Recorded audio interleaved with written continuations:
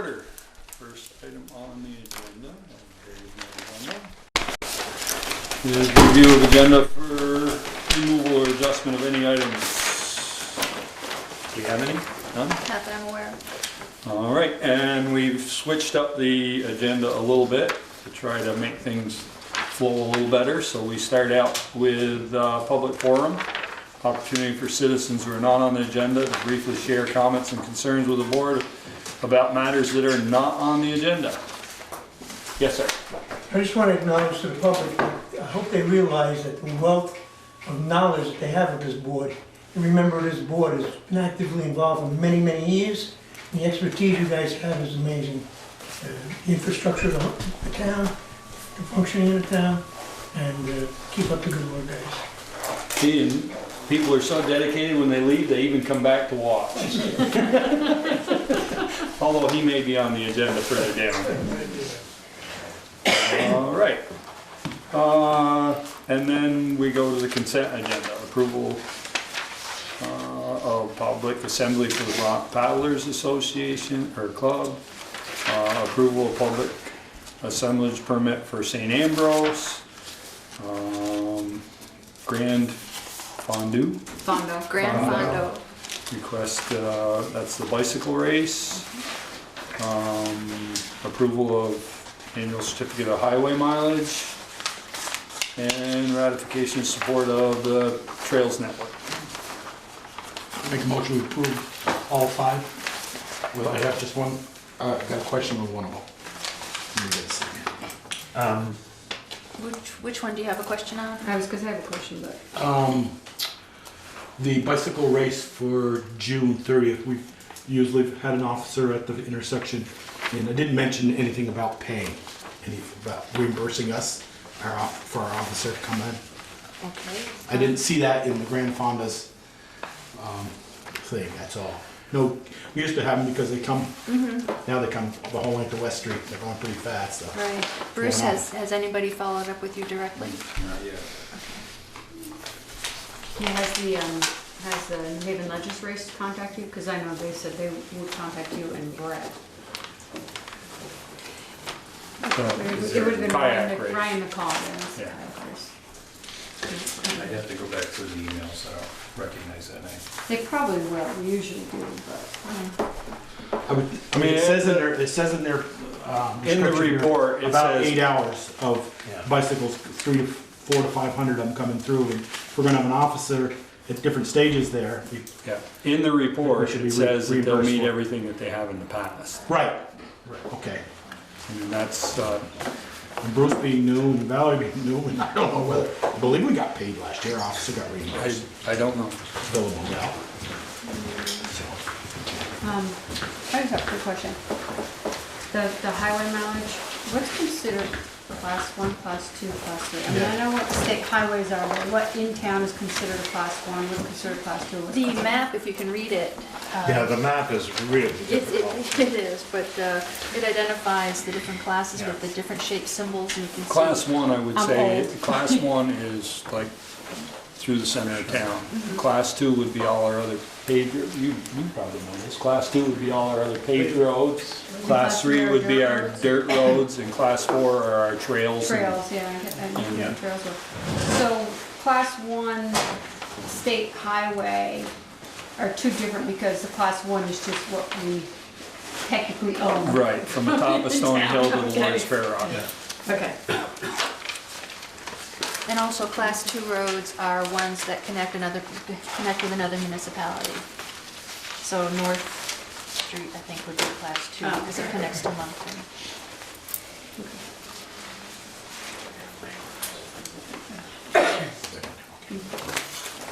Any other questions? I haven't got a second. Yeah, I do. You did? Okay. Anything else? Just have Valerie just follow up whether we're gonna get reimbursed for it, that's all. Yep. Great. I don't wanna stop the process. So we're still on the consent agenda? Yes, we're gonna vote on all those at At once, one time. Okay, I unless you have a have a concern question. with Okay. one of them. And it is the Bristol Trail Network. The page regarding funding of this This is gonna be wicked popular, let me tell you. Other potential funding sources, I would like to see municipal taken out of that possible, source of funding. That attachment comes from the Bristol Core Downtown Revitalization Renewal. Yeah. So that's their strategic plan. I would still like to see municipal taken out. I really have a problem with this sort of project. I think the project is excellent. But people who can't walk, the elderly, people who have to work 2 or 3 jobs so they don't get a chance to use this sort of thing, I don't think should be paying for this. I think it should be done through grants, memberships, or some other funding source than municipal. I don't think that taxes should be paying for this. Huh? Which number are you talking about? 5? The Bristol, Yes, number 5. yeah, number 5, yes. Right. Thank you. And it's on the Bristol core page, The last page of the 1, 2, strategic plan. 3, 4, 5. Yeah, the last page. Should be. I would note that it needs other potential funding sources, so it's not necessarily a Right. commitment. Right, I understand that. But I would like to see it stricken as a possible source.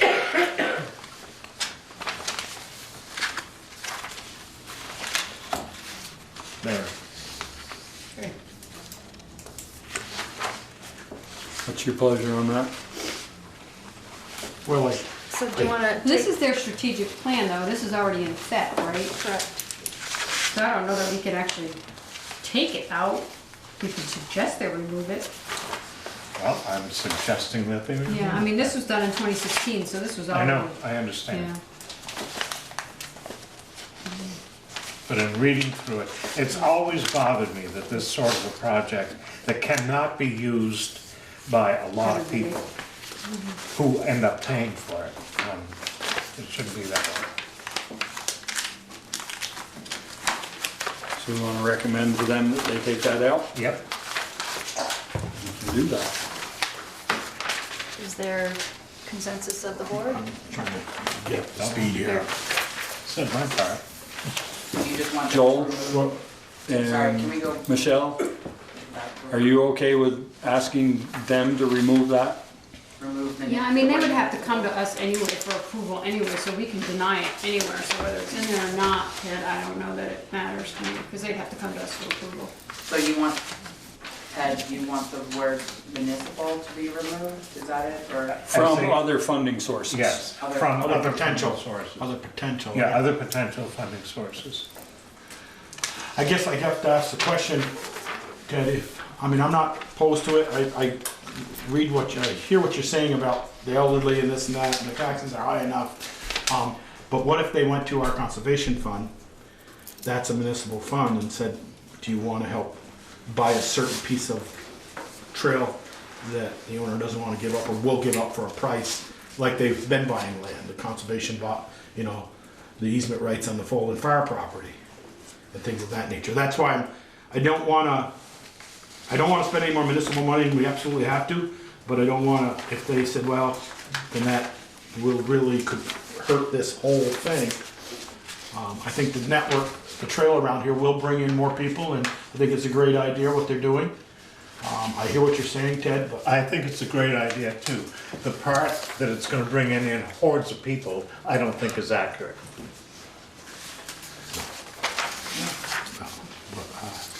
We,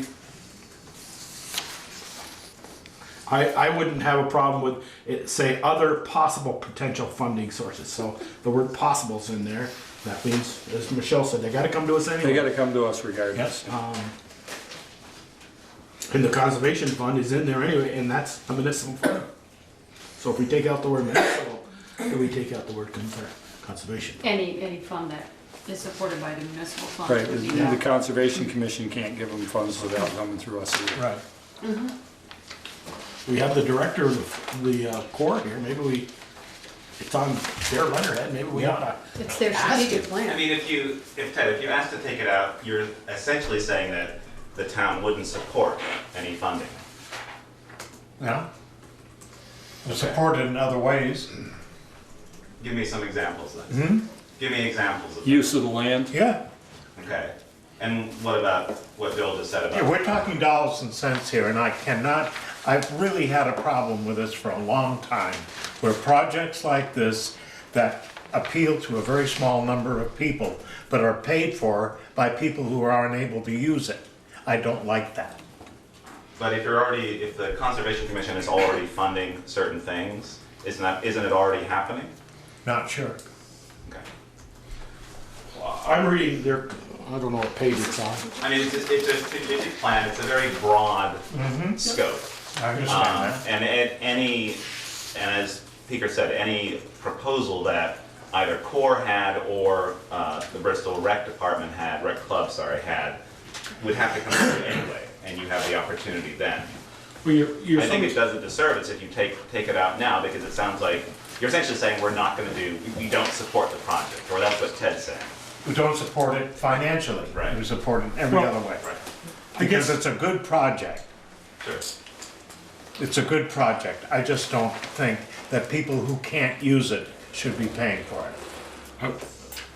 I just wondered if we're just limiting now to this trail. We've gotten too many blinders on because I'm reading one of this page on the transportation goals 1 and 4.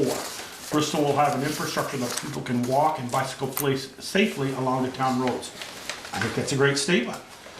We want to have people not walking in the middle of the road. We want them walking on the sidewalk or somewhere. Just say, and we use our municipal funds to put in sidewalks. So that's why I'm worried about taking that word out completely and saying, do we not support any walking or bicycling sidewalks? I don't know. Do you have a question? I just wanted to put out there, I didn't actually come for this reason. If it's, I don't know if I'm allowed. Am I allowed to? I recognize you, you can speak. Okay. I just want to say that line of reason, you could apply that to a lot of things, and Yes. but you could say we shouldn't support the schools because all the elderly, right? You know, I mean, then you could start to get into it. That's you know, getting because pretty all the ridiculous. people without kids, why should they have to pay for the schools? And you could start to apply that to every item in the budget. I mean, you might be saying, okay, this is an extreme example. This is only good for 3 people, and those 3 people are getting a lot of town money. I think it's worth probably for more than 3 people, but I'm just worried about that line of reasoning in general for every item. But that's all. I think I'm you're saying. stretching it. Man, is there a way to suggest that they look at alternate funding before There they could be. figure it out? They are Sure. looking, this they is, the document we're looking at is Bristol Core Strategic Plan, so this is not specifically to the trail around Bristol. This is their strategic plan that's just been attached to the letter of support. So it I've involves. just seen this happen too often where, people who cannot enjoy it end up paying for it. And yes, it's true. Let's not support the schools. But that is, I mean, obviously that's silly. that's stretching it. But I mean, you could probably go through all the things in the budget and say this And is cherry really- pick, yeah. Right. So I'm cherry picking. right. Well, that's your job. Leave to admit it, Tim.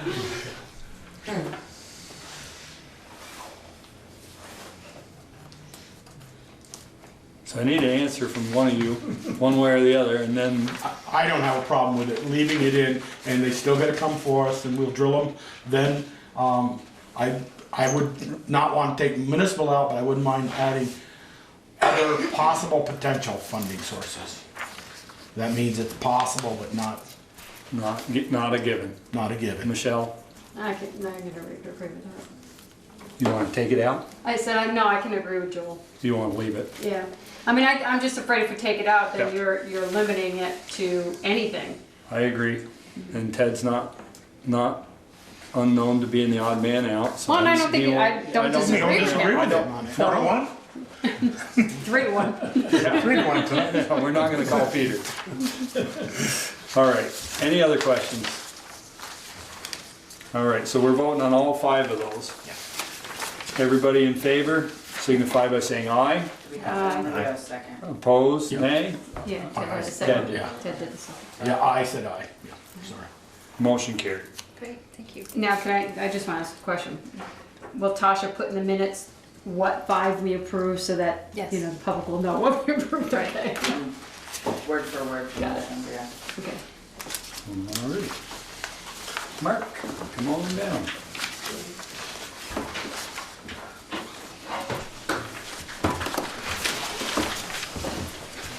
Did you get a chance to sit in on any? I did. I went to the planning commission last month. Did you fall asleep?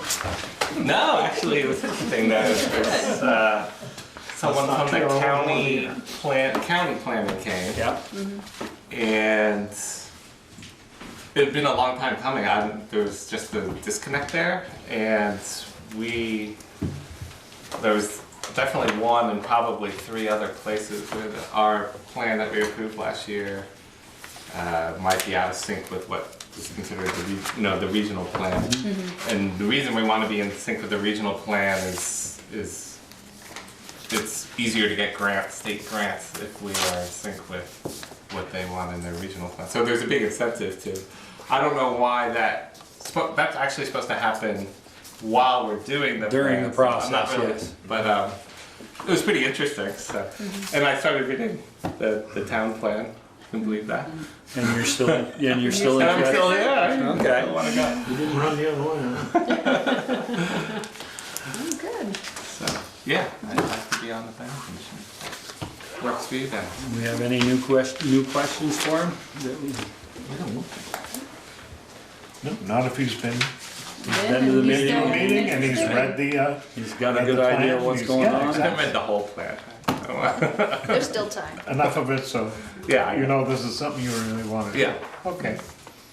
Alrighty. Somebody wanna make a motion now, or? Should a motion, I make a motion, we appoint Mark Gibson to the planning commission. Second. How many, was it a 3-year? It's a 3-year term, so it'll be Term. for the balance Is it- of, It's a balance of someone else's term. Yeah. correct, so it'll be the balance of this 3-year term. Okay. And when did that term What is the balance of that term? People on the committee weren't quite sure either. Yeah, 'cause they have a Whose couple spot? slots, I think, Yeah. don't they? Yeah, I think there's 2 open spots. Let's see here.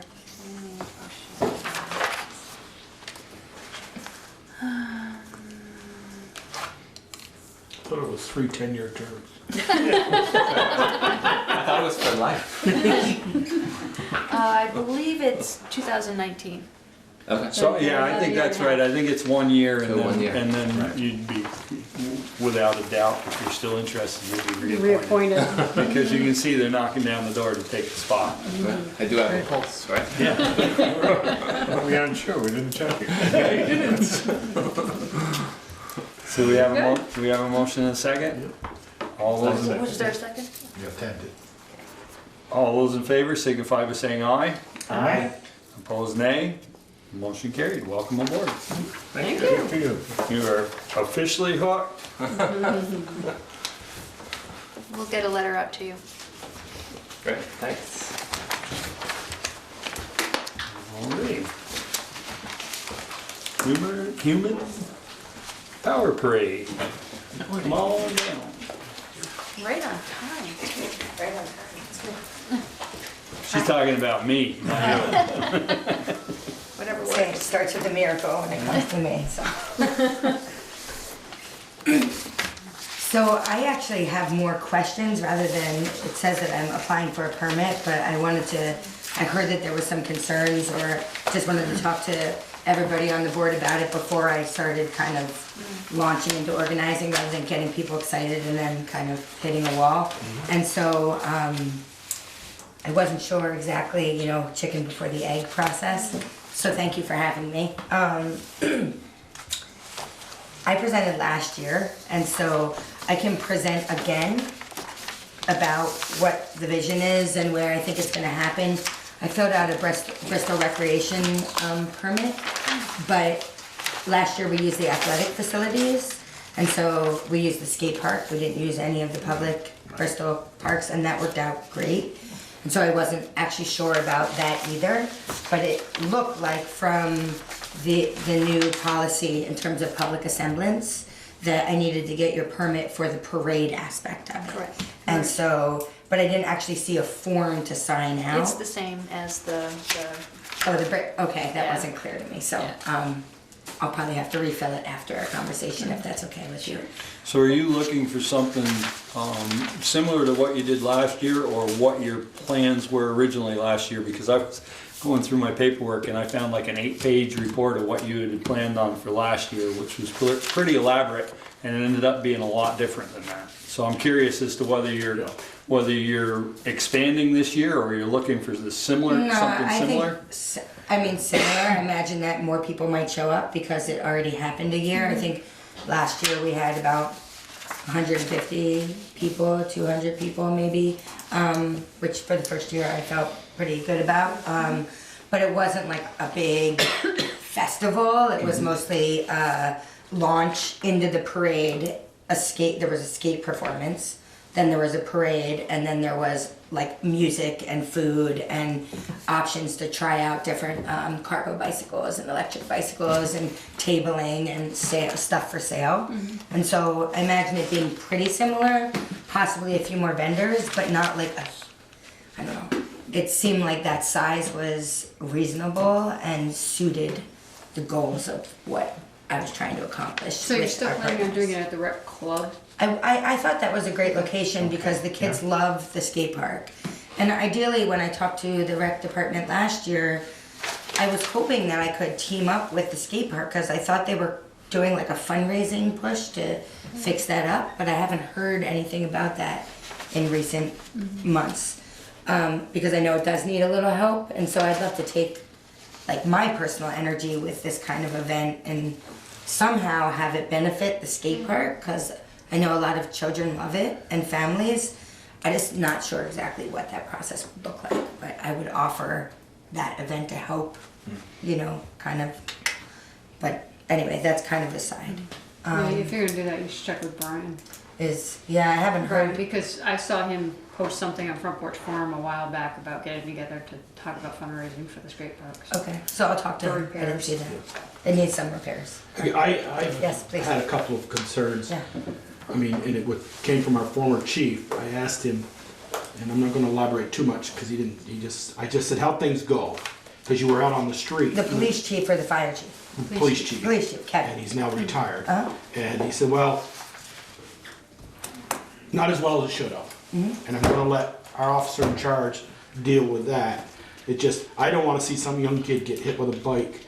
And, I think Bruce, I asked Kevin, I talked to Kevin at 5 o'clock tonight, and Yeah. he said, he says, if I remember, Bruce worked it with me. So, I think that's an aspect we're gonna have to tighten up a little, and I'll let the officer in charge handle that and not the board to come to, but I just asked Kevin, how'd it go, and he said it could have gone better with, crossing the streets on North and Spring and those types of things. So you were there, he was there, I wasn't, so I'm not gonna, I just was elaborating what the chief said last year. Yeah, I figured that might have been an issue, and I guess I'll have to talk to the new police chief about it, because my perception was that they partnered with us, and I had thought they were stationed there in front of me. So I kind of was like, okay, you're gonna station there and make sure that traffic is stopped. That was our main crossing, and that might have been a miscommunication. And I think So, probably that's where it that was. And like I said, I think you and the officer in charge here, Lieutenant Mason, Yeah. will get together and work out those details.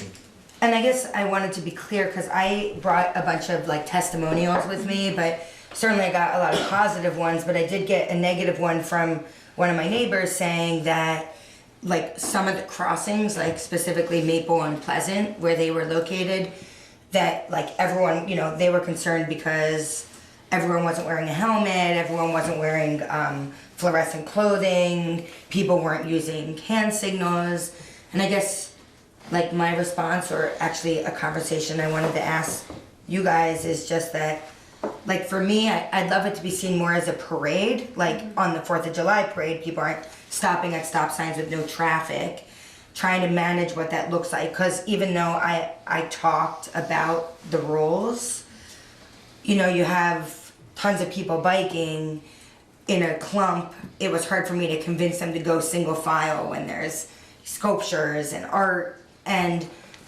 so I wasn't sure about how to move forward with that. Like, I put up parade route signs, and so that was my question. Yeah, Like, I think the yeah. understanding last year was that you were to follow the rules of the road, which meant if there was a stop sign, you had to stop. It wasn't, because we didn't actually give you Permission to have a Right. parade. parade. Yeah. Right.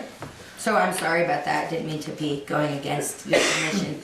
Well, But I just want to be clear, so that as you're moving forward, last year, the rules weren't followed because you were supposed to follow the rules of the road.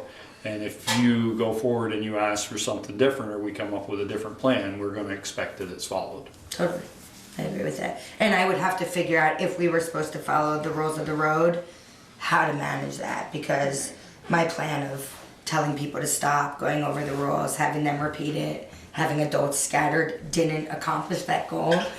And so that's why I guess I would be requesting that it would be seen more as a parade, especially if there's more people coming, and I try to get more art, you know, that it's hard to manage. We can stay together, but it's hard to manage stopping at stop signs, like when there's no traffic and large groups of people, except for North Street crossing, where it's heavy traffic. So I guess that would be I'm my trying to think, main. you know, what happens with like the 4th of July run? They have volunteers out there that stop traffic for people running. You know, they don't have the police out there, right? So, CF run. I mean, I don't know how that works. You know, I don't know if they get permission from like Kevin or Bruce, Lieutenant Nason, you know, to do that. But I know I've stood out in the middle of the road for some and stopped cars to let them go by, and it's like, so I don't know if that's You know, something. Does anybody know? And the 4th of July parade's a little different. We do Right. close the streets. And we put stops, we put the signs up, road closed and. We do have those 2-foot Sure. races that, Have a Pan Parity foot race in the Yeah. morning of the 4th. yeah, fourth. and then there is the 3D CF, CFP. the CF, they have their race. And 5K. there's another one. Yes, there is.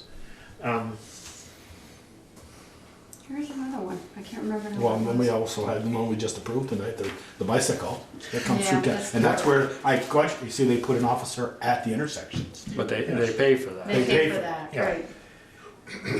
If the road was temporarily closed for a crossing, what would be the duration? 5 minutes Yeah, Yeah. or less, 3 minutes or something like that. yeah, that's tiny. Yeah, so Yeah. and I'm that's the thinking way it's they do with the easier to road get, races. easier to get people to direct traffic for that Right. time. Yeah, And But my there, assumption. the other side of that's gonna be the insurance too, though. Right. You need to figure out the insurance this year. Last year, following the rules of the road, I think that was one of the exceptions, was that you didn't end up having to have the insurance that we required. Because, Sorry, go ahead. Yeah. because the bicycles were you were doing the main event on private property, and the bicycles were gonna follow the rules of the road. Right. If I'm not mistaken, I could be wrong, but that's the way I. Mm-hmm. I said yes. Because we said if they're gonna follow the rules, they're just a bike, Yeah. they're a bicycle parade, following the rules of the road, just like riding through town. Like Vermont Bicycle Tour comes in. Anybody could And do they have a tour through town and drop off. And I had a hard time. I called like maybe 5 or 6 different insurances to try to figure out how to like insure a parade, and I haven't actually figured it out yet. And I asked the town that, like, I just don't know. But I obviously would want to figure that out. Especially, I think it would be easier to get a parade permit. So those are the questions I wanted to figure out before I started moving forward. Yeah, I mean, if you can figure out the insurance piece, then yeah, we can have a different discussion, but if there's no insurance, then you do, they Yeah, have to follow the rules.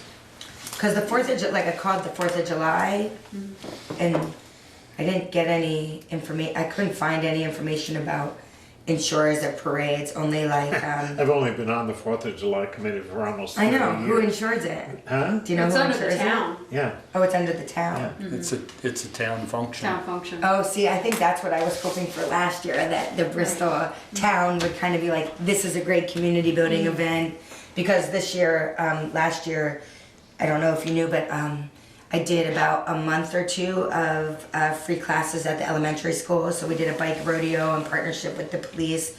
I did a family biking workshop to teach families how to ride with kids safely. We did a bike maintenance workshop that was co-sponsored by Local Motion. And so I was hoping to kind of team them up more, like Bristol Bike Month and the Human Powered Parade, because May is the beginning of National Bike Month. And so I feel like that message is a little more clear, like get your bikes out, let's do it together, it's placemaking, we're out here and our neighbors, we're looking after each other, like try to work on that message a little more and trying to figure out how that could benefit Bristol, because for me it's just about being, my kids are, you know, I live on Maple Street, there's tons of kids that live on Maple Street and it's awesome to just organize everybody, so that's. It's a fledgling event. I mean, this thing could grow into something big. I want it to grow into Yeah. something big, but it's you know, it's been just. If I was like, yes, Bristol's behind it, and I'm willing to put kind of like creative energy. Last year we had really great partners. I mean, Bristol Police came on as a partner, which I thought was great. That's why they didn't have me pay them, because that was kind of like their $250 donation.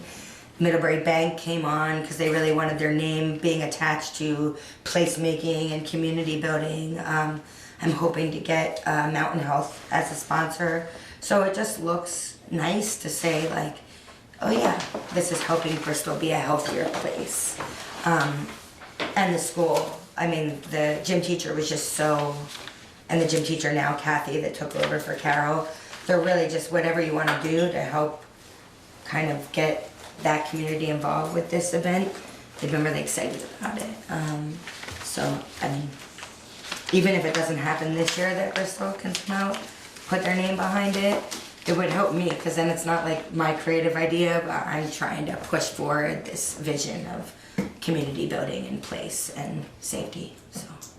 Assuming that you could find a source of insurance, what would be involved in shutting down a town street for 3 to 5 minutes so everybody could cross without worrying about these hiccups and I think it's as simple as these foot races where they Yes. have volunteers there that are invested Yeah. and some, Bruce, we'd need some sort of signage probably. Dave? So we'd probably you'd need some sort of signage saying that there were people in the road, you know, flaggers in the road, and advertise. And more than the parade route, because Kevin gave me all the police parade route signs last year, and gave me permission to put them up the night Well, before. if you're gonna have somebody standing in the road, you really need at least a flagger symbol, Right. Okay. a flagger sign, so that people are aware somebody's in the road. Yeah, well, I've seen it. I'm usually the one last minute saying, can you go to this road because we don't have anybody there to stop traffic, you know, so. Yeah. I mean, if we're gonna do that to her, then boy, you better be starting to do that to everybody else who's Well- having a foot race. I mean, I'm just saying, because I have never seen that for any of the foot races. You know, and they cross, you know, up on Meadow Lane and come down on North Street and And we tried to they cross make the North Street up. We tried to make the parade route. I worked with Kevin last year to pick a route that wouldn't interrupt traffic. We just wanted to get over to the elementary school, but we didn't go down 116, and so it was these 2 crossings across North Street And that that's were the the same thing biggest. with the foot That's, races. that's my concern. If you Maple had a volunteer there, at Maple, and then another one at North Street, you know, and then. Liberty Street. If you're coming from the With a right flag, property. you know? Just, And a- kind of like the crossing guard here at school, Sure. you know, and lets the students by at 3 o'clock and at 8 o'clock in the morning. And would that be Stop signs. Would that be? So you're just saying the big, because you said Maple Street. So you're talking about like Maple and North Street, or just Maple Street in general, Maple and Pleasant? Well, when we At that do the intersection, road You races, we do cross every Maple, intersection, is that wherever they correct? cross. That's Pleasant? We went down we went down Maple Street and turned left on Pleasant. Oh, okay. And then made a left on Elm, and we kind of zigzagged through the town on purpose. Right. Because ideally what I would like is to kind of engage neighbors in like art making around. And that was another question, I'm sorry, maybe, I don't know if I have a limit, but while I have your attention, is I was looking at the ordinance, and it was saying that in terms of getting a second class permit, public assemblance and display. Yours So would be a third class permit. I would be a third class permit. Oh, that's exciting. When you know what a third class, you can tell some of us. So. Never, yeah. Is I don't have any. like last year, I almost got a few neighbors to make a bike bike wash with noodles, like noodles and a hose, so that bikes could. That would be considered a public plate, like that would be considered a display. So I didn't know if I like, let's say, put it on Front Porch Forum and work with Art Site to kind of get some of these impermanent, you know, cool sculptures. If I would need if I would need a permit for every sculpture that would pop up either on a sidewalk or a street, if it was, you know, made out of foam noodles or. I think the display covers all of them, doesn't it? I think so. But I so don't it's, think you need a separate. oh, so if I for get each a one. if I get a permit for a parade, it includes any kind of displays along the way, or do I need to write down? I think we would You're like gonna to know have where write they are. What they You need are to and know where where they they are, are, yeah. So I mean, I guess I would propose that, I just wanted to get permission. It said I needed like 30 days before the event.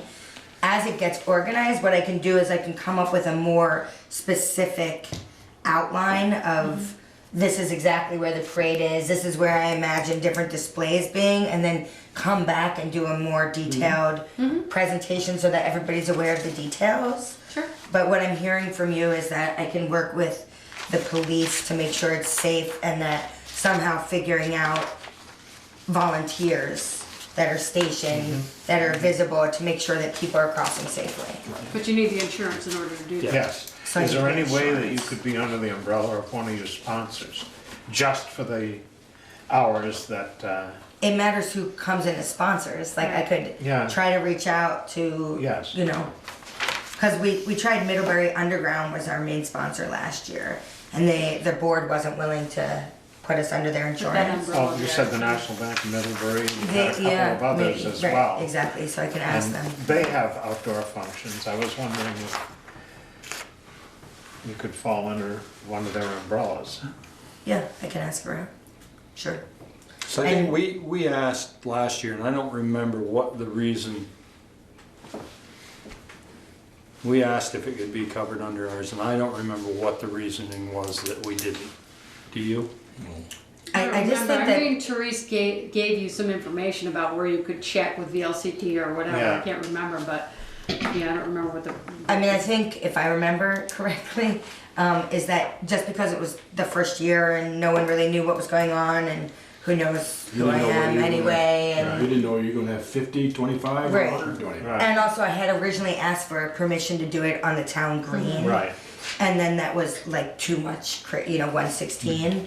But I mean, it would definitely be great if, obviously, if the city wanted to sponsor the insurance of that parade, knowing that if the police was behind it and, we were all working together to make it as safe as possible, I think that would definitely help me in terms of the expense. I mean, right last year I got a grant from the Arts Council to do it.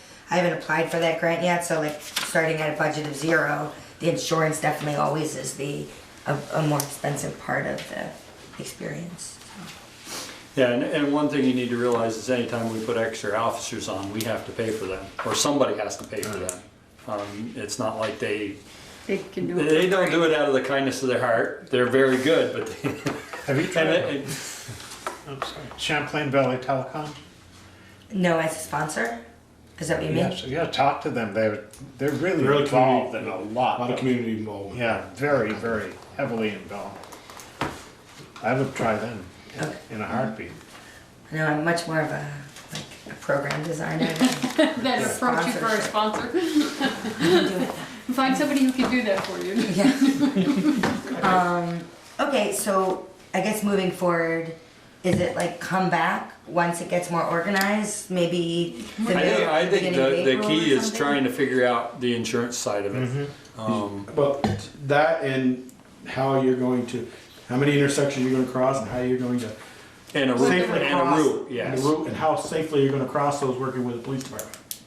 Okay. and volunteers. And volunteers, yes, Yeah. and volunteers. No, you're right, once the insurance is settled, the rest of it's a piece of cake. Yeah. And so- dead, right? But I'm hearing from you that like the town of Bristol's not ready to back the insurance on the parade. I don't know that we can. I don't know. I mean, Val, you would have to check with our insurance to say it's not a town function. Right. Can it be covered? And if it can, is there a cost? Or maybe the elementary, I mean, I don't know, if it was part of the Bristol Elementary School Bike Month, it's possible that they could cover, but it's not during school hours, so I don't think so. Yeah, I don't know that they have. Yeah, I don't know what they're, I mean, that's not true because they cover when the 5th and 6th grade do their dances up here, they're the insurance. So it's a gets question covered. you can So ask. You can ask I them. can ask You certainly Kevin, ask the them. principal, I'll check Yeah, that out as check it the possibility, and then Val, so any help with the insurance I think would help me. I guess if there's a date in terms of April that you guys could give me in terms of a deadline with the details, that oh, probably you would. want a deadline? Well, it's better for me. Tomorrow. I said it's a miracle Just say that our I'm here. first- Well, you're gonna do it in I got a May. question now. I was curious, how does one become a town function? Or Right. Come to enough. No, I don't know. I'm not- know I'm not- either. is there some process for If that? it was coordinated with the rec department, I can see us definitely a connection that way. Mhm. If the rec department somehow got involved and embraced so. Got it under their umbrella, So, so yeah. to speak. But Well, that would I be will hard tell you, this year that's because of not the- gonna happen No. this year, Right. unfortunately, because we're in a state of flux right now with that department, so. And you may be spinning around in your head right now, but I think it's really not that hard of a nut to crack here. If you can, first of all, narrow down your route, and then how many intersections that is, and then say, okay, I gotta have volunteers, and then I need, at the major one, maybe at North and West or Pleasant and Spring, that's a major intersection. You may have an officer there, I don't know, but I'm not sure this is your. No, I'm not worried about the intersection or making it safer. I am. You are. I want sorry. somebody. I want somebody to make sure you're not blazing through, and I don't want those same concerns this year as we had last. I have two neighbors I that don't need to emailed go to me an and said they were concerned. that EMS they call would. with a kid hit with a bike. No, yeah, of course not. I would feel horrible. Right, we all would. I'd have to move out of Bristol. No, we wouldn't want you to move out. I went to the one with the soccer jamboree, where the car went out into the goal and ran over. Yeah. I mean, I would say come to the first meeting in April. That would be Because- April 2nd. So there are 3 meetings in April, the 2nd, the 16th, and the 30th. What are you Because looking when at is for your a date? plan? Yeah. So I was gonna also ask you, I either could do it May 5th or May 6th, but I was thinking more, on Sunday instead of Saturday, only because Middlebury Bike Swap is on Saturday morning and I didn't wanna interfere with that. And on Except- Sunday is the major one. So then it better be the first meeting then. Except I Mother's Day is the clean up. 13th. Clean up. Yes, oh, So that's not too. Mother's Day is the 13th, so you probably wouldn't, Yeah. if you're gonna have it on Sunday. Cinco de Mayo. Yeah, so I would come, Or the to 6th? that first The 6th. meeting, the Yep. 2nd. Okay, great. We will put you on the agenda. Thank you so much for your time. And so I will put the permit together once I have more information and then present it on the second. Like I said, I think insurance is Okay. your biggest hurdle. If you can figure that out, then, Okay. Okay, so May 6th, I think, is gonna be the day, just so. Here's your pen, thank you. Thanks for your advice. Kevin, come on down. Sure. No, he doesn't. He's not here for that. Jeez, I thought you were. No, he's here for further down. That's good.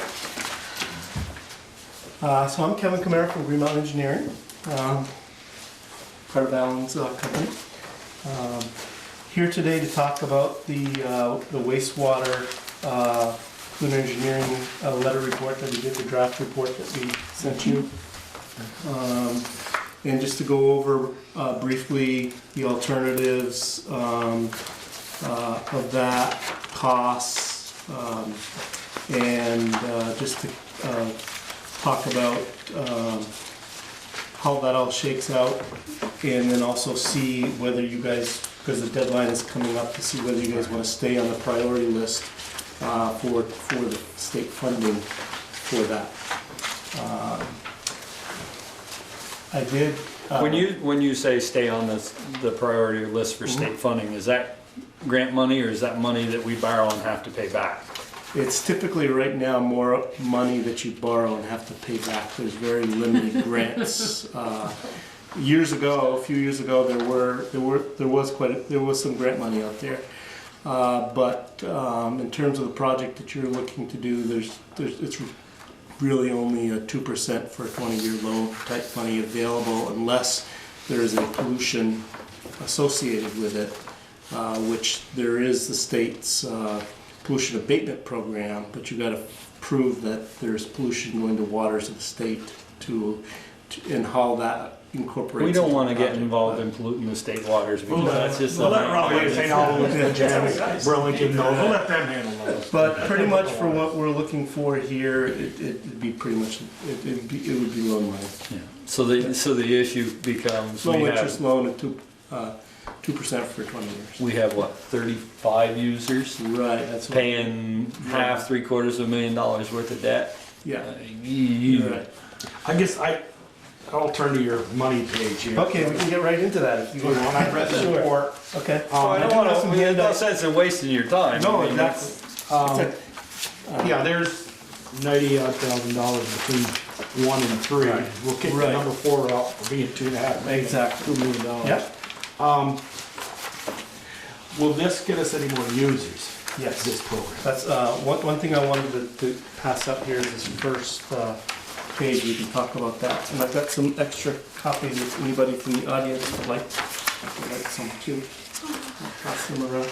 So basically, if you look at the first page, your permitted flow is 20,000 gallons per day. Right. You're seeing an average daily flow of around 8,700 gallons per day. Yep. For a remaining of 11,300. So if you were just talking flows, you would have about 11,300 in reserve capacity, which could be 11,300 in some function of commercial, or that also equates to about 36 homes. But because your reserve capacity is not only based on flow, it's also based on wastewater strength, and that the downtown core area has several users that have a high strength waste, restaurants and that sort of thing. It has limited your reserve capacity by quite a bit, to where you only have a reserve capacity right now for about 1,400 gallons per day. Or 5 homes. Or about 5 homes, correct. So that's the limitation. So this project, if it were to happen, would reduce that strength to below homeowner type strength waste, and allow the capacity to be based on flow only and not the strength piece that's limited. Okay. So if the project would happen, you would gain back and just be limited by that 11,300 gallons per day in flow. So if we did the tank, and we've had this conversation, even when Alan was on the board here, sat in this same seat, it should have basically either go back to 5 flush toilets, 5 gallon flush toilets, so we can thin out the effluents. Or this thing, is that what this will do, this $600,000 tanks and things, so we can thin it out or stretch it, I don't know what the term is, but so we can get on more users. The only way to pay for this is we've got to get more users. I mean, we've already got storefronts. So there's a couple of ways put more money onto them. to gain the users is to get this flow, to reduce the strength of the waste. Yeah. So that allows your reserve capacity to increase to connect more users. The other thing is the treatment allows, the advanced treatment allows you to increase your application rate into the ground, which also expands your flows. And one thing we could also look at is you're limited right now by permit to 20,000 gallons per day. If we do the advanced treatment, we may be able to look at whether we can increase that to 30,000 gallons per day, because that's the next limit. You can go up to 30,000 gallons per day according to the state indirect discharge rules before you have to provide a further type of treatment, which is nitrogen and phosphorus removal. So you may do a couple of things, gaining flow back by making the waste strength less, so you're going by flows rather than flow and waste strength, and by possibly increasing the permanent capacity too.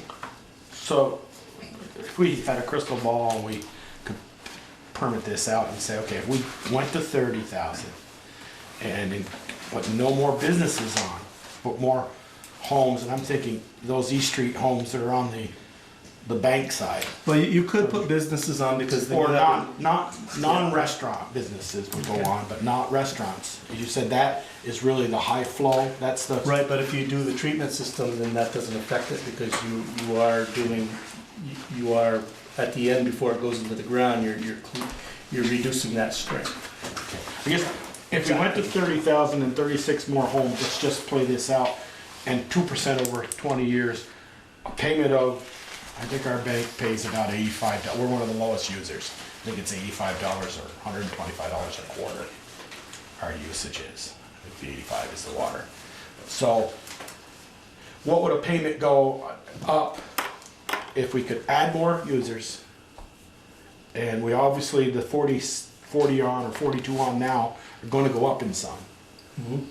But to the viability of this system in the ground for the next 30 years, we've got to get more users to use it, or more users to use and thin out the Right. So there's I believe. Right. Maybe There's I'm wrong. one other thing to look at in this table 4. If you look at that, again, as you see, the third to the last item, what's driving the cost of this is the debt retirement. Mm-hmm. Okay. Mm-hmm. And there's an asterisk there. One thing to look at too is possibly putting this project off a few years and waiting until your initial debt retirement goes away, which is in 2023. So that would help out a little bit too. Plus the other users. Too. And we could run different numbers on different numbers of users. If I'm not mistaken, though, when we first looked at this system, it was about $400,000. 4 or 5. So it's gone up $200,000. And that's, so we wait 5 years, could go up towards that $1 million or 800,000. That's true.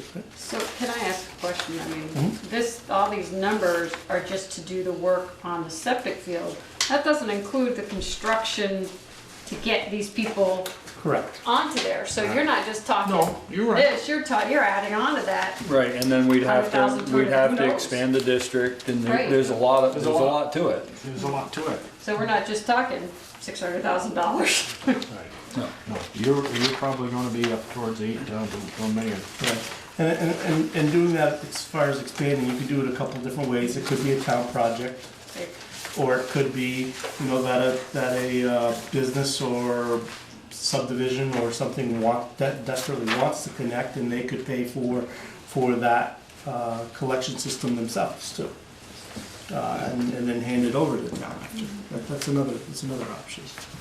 There's not a whole lot of vacant building lots in the vicinity. Right now.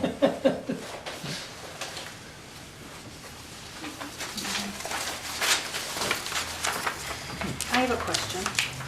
In your report, you identified other aspects of the system that require attention, hatches and siphons and, Yeah, I and, saw that. and these other things that sound like they need to be done no matter what. Correct.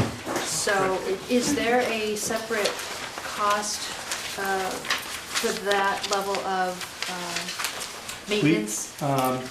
We can break that out separately. Because we might want to do that anyway, plan to just knock that off the So if we list. just stay status quo and do the maintenance here, it might be, a number. But you're, okay, that's what you're saying. If you look at some of the costs in the different, in Appendix A, you'll see some of that, like equalization, the septic tank modifications is one of them at 20,000. And dosing cycling modifications at 25,000. So we're looking at about 45,000. I wonder if it makes sense to apply for the 2% loan for that work.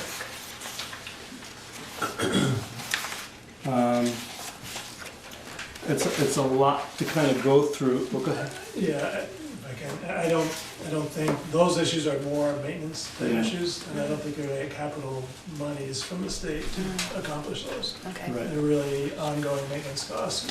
When you're doing an upgrade project, you'll have to upgrade as you're doing it, but to just borrow a little bit of money to modify something, or it's not really, not what the Right. purpose of that fund is for. And the other thing, going through that, there's a lot of red tape Right. to get money from the state, going Right. through that program. Yep. So it may cost you more to go through their red tape than costs that you're gonna do for I understand construction costs. completely what Yeah. you're saying.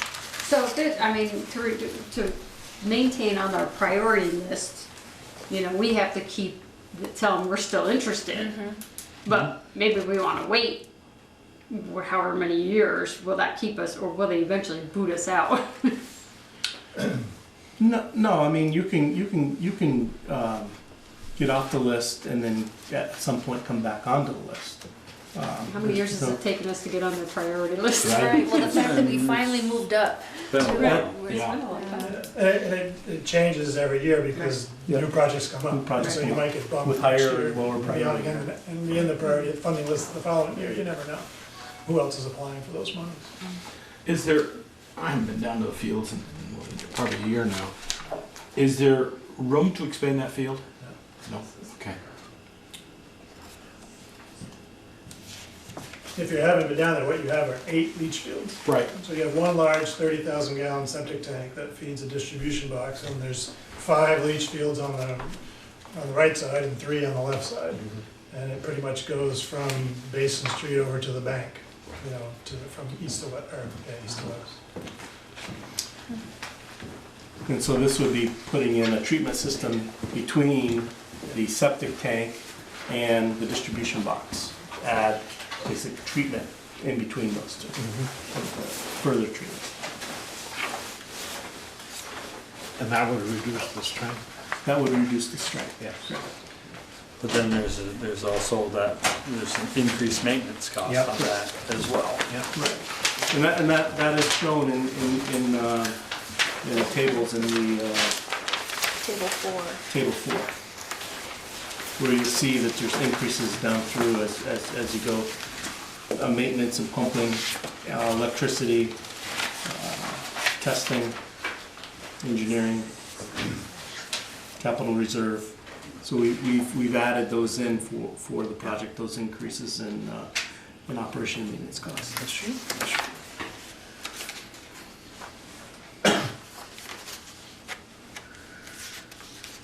We go from 40,000 a year to 40,000. 100,000 a year.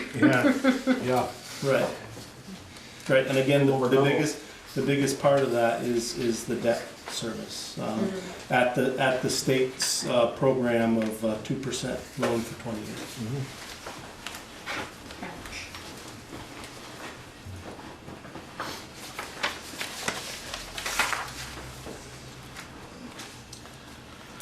I guess the question for the board,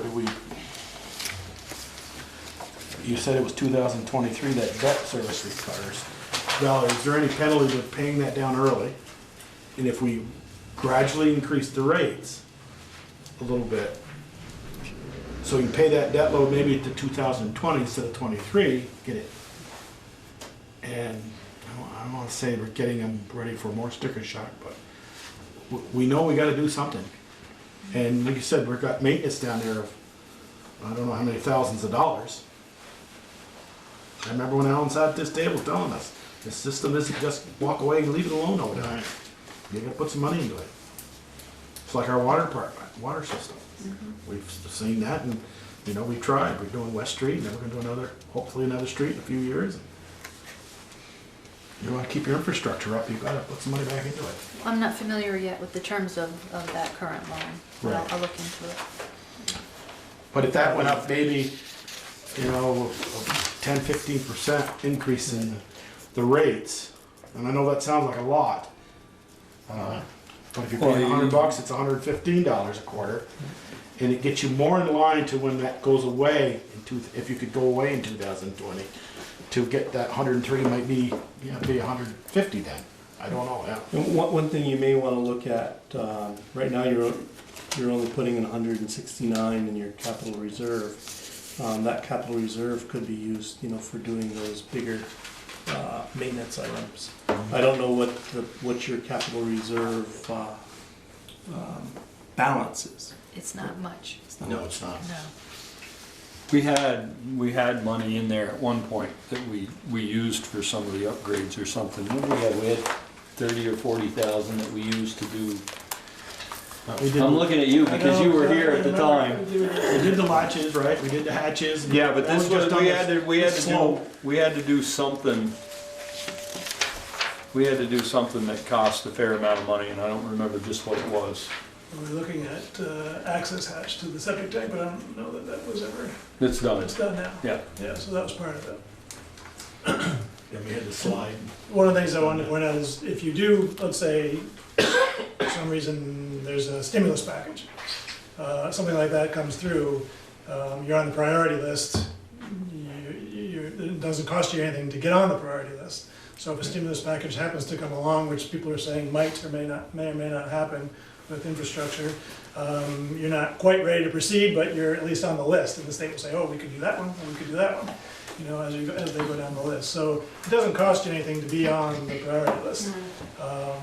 We prepare the application for you with a little bit of information from your staff, and you're on the list. And the other thing that is, if you do a project, they don't happen overnight. You've got to go through design, you've got to go through bidding, construction, and then you don't pay back the loan until a year after you're finally complete. You don't start making those. So you're talking 2 years out before you start paying back that loan. So if you work back from 2023, or already 2018, you're getting closer every time you talk about it. So that's something to consider too. It's not like you're going to be starting paying that back next year. You're going to possibly, quickest thing you could do is design it this year, build it next year, and then you start paying it back in 2020. So you're almost there already. But I just wanted to throw that out. Somebody I know have mentioned, doing this for the town. My hope would be just in the users would pay for this. I mean, we've all got septic systems on Maple or Pine or anywhere, and we're not having our hand out and help. I had 12,000 in mind, I want to come in. I didn't get any money from this office. Right. How long before the state mandates based on density? I don't see that. You don't see that happening. No. Somewhere like our village core, they say, you've got X amount of houses in so many acres, and The only way that would happen is if there's, like Kevin said earlier, a source of pollution. If you're contaminating the groundwater or the streams, then they come out. That's not. We'll leave it to the bigger ones. The village is on 100 feet of gravel, and it's pretty well filtered before it gets to any water. According to the 2016 town report, the reserve fund was a little over $18,000. So you have about half what you need for knock off one of the things. Right. but if we did the whole project, we'd be able to roll the Maintenance. we'd be able to roll the maintenance into the construction costs. Right. You're still looking at rates almost tripling. Yeah. The benefits of having a septic system. municipal septic system that's only made for a few. Yeah, but if, like Joel just said though, I mean, with a septic system, you're not paying anything, but then all of a sudden you could Right. have a $30,000 to $40,000 bill. Yeah, I mean, a lot of people don't know the history of the septic system in Bristol, but it was a best fix originally it was a best fix for straight pipes that were going to the river. Right. So Bristol was forced to put this system in. After it was put in, it was designed to only treat the existing flows. So it was designed as a 25,000 gallon per day system based on book flows of all the buildings that were connected to it. After we got meters in the town, water meters, and started realizing how much water we're actually sending out there, we re-permitted it to be a 20,000 gallon per day dual alternating system with excess capacity. So before that, we didn't have any excess capacity at all. So we do have a commodity now. Right. We have 1,700 or 1,400 gallons of excess capacity, so that was a step in the right direction. But that's how the system got put in. It was to remediate a contamination issue. Our hands were forced. I mean, I guess our recommendation would be to stay on the list since it doesn't cost any money to stay on the list. And if something happens where something comes down the line where there's some grant money that comes out, you're on the list and ready to go. I agree. I think we stay on the list. I mean, we may not be able to do it this year, but maybe in the next couple of years we can try and make plans for that.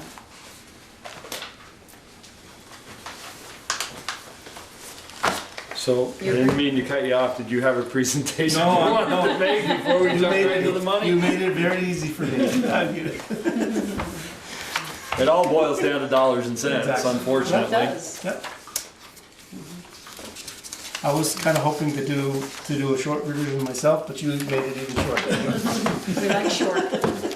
Short and to the point. Do we need some Do you sort need a of motion or anything like that? to authorize us to Keep us on the list. I'll I make a think we motion, we have Green Mountain Engineering continue working to keep us on the priority list of the solid waste or sewage, or what, A&R? CWS. Clean Water Revolving Loan fund. Fund. Okay. I'll second. Any further discussion? Hearing none, all those in favor signify by saying aye. Aye. Opposed, nay. Motion carried. Thank you, Kevin. Thank you. Who seconded that? I did.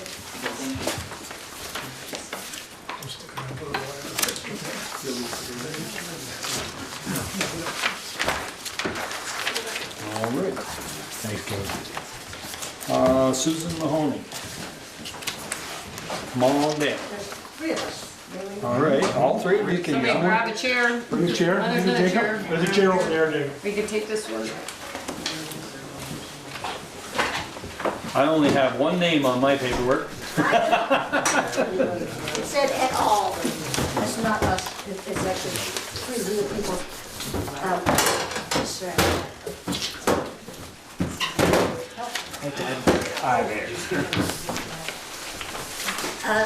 Thank you for getting us, So you're Susan. I'm You Susan. must be a Lathrop. this And is you Jacob. are. This is Rennie Carpenter. We're here because he and I own the lots on Devon Lane. With water, yeah. And Rennie is very interested in buying the lot that we own. My husband and I have decided it's a little too much for us to jump into that project. So I was reading carefully, and I'm sorry, are you Valerie. Yes, so you sent me some pertinent letters. And so I think you guys got a chance to see those. Yes.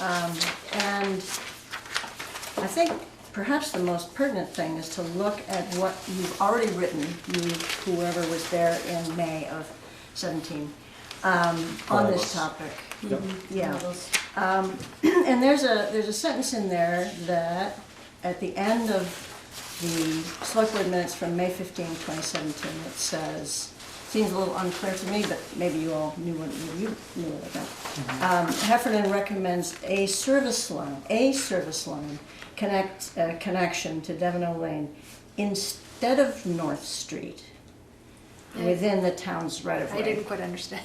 And I'd love to hear more what that So, means. Service line is just a house service line. Yes, right, but there are two properties involved. Right, Go ahead. and so while the ditch was open, you'd run 2 lines. Yeah, The issue is, it's, I believe, the estimate to connect those, to put a water main up through there, the estimate's $128,000. $123,000 or $28,000. Yeah. Yeah.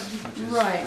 So, I certainly saw that, and so the way to get around that would be to come from the Devon Lane line back down the right of way with. from the Meadow Lane corner. Corner of Meadow and Okay, Devon Lane, yes. that was what I was hoping, and we have spoken with Cyrus, and walked around, and so we had some idea of that. Okay, Yeah, so. and from you know, I Meadow believe Lane- what we did with Mike Ledoux, and I don't know if you remember this or not, but we ran a 1-inch line, and then when we got to a point, teed and put in curb stop for 2. Is that correct? That was on this Meadow Lane, on Devon off Lane. off Devon of- Lane. No, I believe he tapped 3 Between in there Crescent and for. Bridge. From North No, we Street. came across, He what is that, Meadow originally- Lane? Yeah, We came across Meadow Lane with a 1-inch line Right. and teed for those two for the lots 2 on Mike lots over there, Ledoux's. yes, we did. Right here. So it could be done, I'm assuming, but will a 1-inch line meet the flows for those 2 3/4? So instead of running 2 lines, it could come down to the property line and then split. And that would be less Okay. expensive. And you may have some idea about the volume that you're hoping to. Makes sense. That's really determined by the septic engineer, Okay, so I'm not sure. so it Gallons per could day. come a single line and then fork at the boundary. property lines. Just, Yeah. I know that place for years, but Yep. Jonathan, I know you've got Dick's Old Barn Yep. garage. The garage, yeah. Where is your lot? Ours is Right, next east. directly next. Right here? Between In this area? And then Rainier Jonathan's across? and Chills. Right here? No, Randy's he's interested buying in that. one. Randy- Randy's Randy's interested in this interested in one. buying. So our thought was we're gonna run from this corner, a 1-inch line down, from this corner. Yeah, We're gonna run a 1-inch to feed these 2, right, Peter? Yeah. Oh, well, he said Where is 1 it? inch and then split it off. Yeah. at the- Yeah, at when the it property. goes to 3/4, when he gets to where he leaves, it can tee and be 3/4. We Right, just so have to right at have, the property we just line. have to have 2 curb stops in the right of way, so that we have the ability to shut you off if you don't pay your water bill. I mean, So you're that's saying- basically what it Are you boils saying down to. coming down on the north side of, South side. that's what I thought, Yeah, south side of Devon Because the Lane? fire, Yeah. the From fire here. hydrant's just Yeah. above Right the there. next line. Right. Now, how are we feeding the old barn and the trailer? That line now currently North comes Street. from North Street. We had this discussion with Right. Mike. The old Mike, cow barn. And didn't we, Right. and I thought we had Dude's agreed farm. on Mike's, I thought we put a curb stop up here for him eventually. I didn't thought we? they put We 3. crossed with a 1-inch line Right. and ran the one to the new house and left one for the corner lot. Corner lot, right. Alan, ours is different, right? Ours is separate from that issue? That is Yeah. correct. Right, I was just, I think I. Same understand. idea, but Right. separate from that issue. Okay. Yep. So the idea would be to have a 1-inch from the Meadow Lane corner Yes. and bring To that our property line. south across this roadbed and down until the border between your I land. wouldn't necessarily have, the 1-inch line wouldn't necessarily have to go to the border. It just has to go to where he's, To the to where first curb your stop. property is gonna tee Got off. it. Yeah. Because there's no sense in paying. Then we run a 3/4 out of the end of it too. Correct. Okay, so that's designed Now, to service 2 homes. would that entire span have to be done under the blacktop? Or? No, it would be done No, in it's the not Yeah. right away because the fire hydrant's on the same side of the road, so. It's Right. my understanding that where it would connect is actually under the blacktop. where you currently. would connect is under the blacktop, yes, Okay. but it's And just a matter of a then patch, come out, Bring it to the shoulder of the road. the and shoulder and down the shoulder. So it could go down the shoulder. Yeah. Okay. And that leads to another question that I think you might be wondering about. So I would assume the town would do the excavation in the middle of the road, make the connections? No. No, I mean, they would put it out to bid? No. No. That's That's on your you. connection. So that, I would think that my thought would be that it would be borne by, you know, where it was serving both parties, it would be borne by both parties, and then from the point it separated, it would be their individual expense. But Cyrus will be doing the actual connections. I don't know that Cyrus has the ability to do a wet tap, so you probably would have to hire somebody to do the tap. Scott used to do those. He used to, yes. Yeah. And I don't know if Cyrus has the equipment to do it. That's a question you'd have to ask him. Anybody who does that type of work has the ability to get that wet tap done. It sounded like he does have that ability, because we met with Cyrus. Okay. So basically what that would be an agreement between you two to split the cost to a point where the line's separated. Now to do that, is there a permit required from the town? A permit to work in, there's a permit to work in the right of way, and then you have to have a permit to hook onto the water. There's a connection fee. Connection fee. Alan, coming down Devon Lane from Mount Street over Meadow, it's all 4-inch. Yep. I noticed they proposed an 8-inch. If you were gonna go from North Street up to that Meadow Lane intersection, it was gonna be 8. What would the water pressure, I'm not knowing that I don't know if it's, they have very weak water pressure in that side of town, but it's ironic. I remember when they put that line in, that 4-inch. I guess my question is, how many feet is that 1-inch line going to be? And would it really to think proactive here and say, you know what, you hire the digging, and we'll at least have a third of the 8-inch main that we'd like to do someday down to North Street done. The biggest expense there is repaving, compaction and repaving. Right. Digging down 7 feet, put a 1-inch line or an 8-inch main, it's only the cost difference is the main, buying the pipe. You got some extra labor probably. They're not, no, because they're not gonna be in the They're not gonna road. be in the road. Not gonna be in the road. So they wanna come straight down They're that coming same out Oh, I see what you're lane, saying. right? If we go 8-inch, we're gonna be. We gotta go state underneath road. it, Yeah. yeah. We're gonna repave the road. Can you draw that where you plan to? Me, oh jeez. Meadow If I could Lane. figure which Yeah. one's which here. So That's you mean where it turns. where we, right, so this is It'd be easier on this different one. drawing. Oh, here we It'd be go. easier on this Yeah, one. this one's, That's the, That's the same that's thing, the that's the same. proposed, this right? is the proposed. Yeah, that's a proposed, but it'd be easier for her to see, to draw what she's doing. So basically, So our the shot line is I goes- thought the other one was goes easier. here, it's right here. there, okay. Yeah, that's the They'd fire. have That's where it turns. Mhm, They'd yeah. have to come out of Jerry's driveway, or come into Jerry's driveway. Yeah. right Oh there. boy, right under it, huh? And then we'd have to run a 1-inch line down to our marker, pretty much, our property line. Well, actually, depends, I Wherever, guess, yeah, wherever your curb stop needs to be, right. Yeah, which is, I don't know, 100 feet or so, I don't know how you decide that.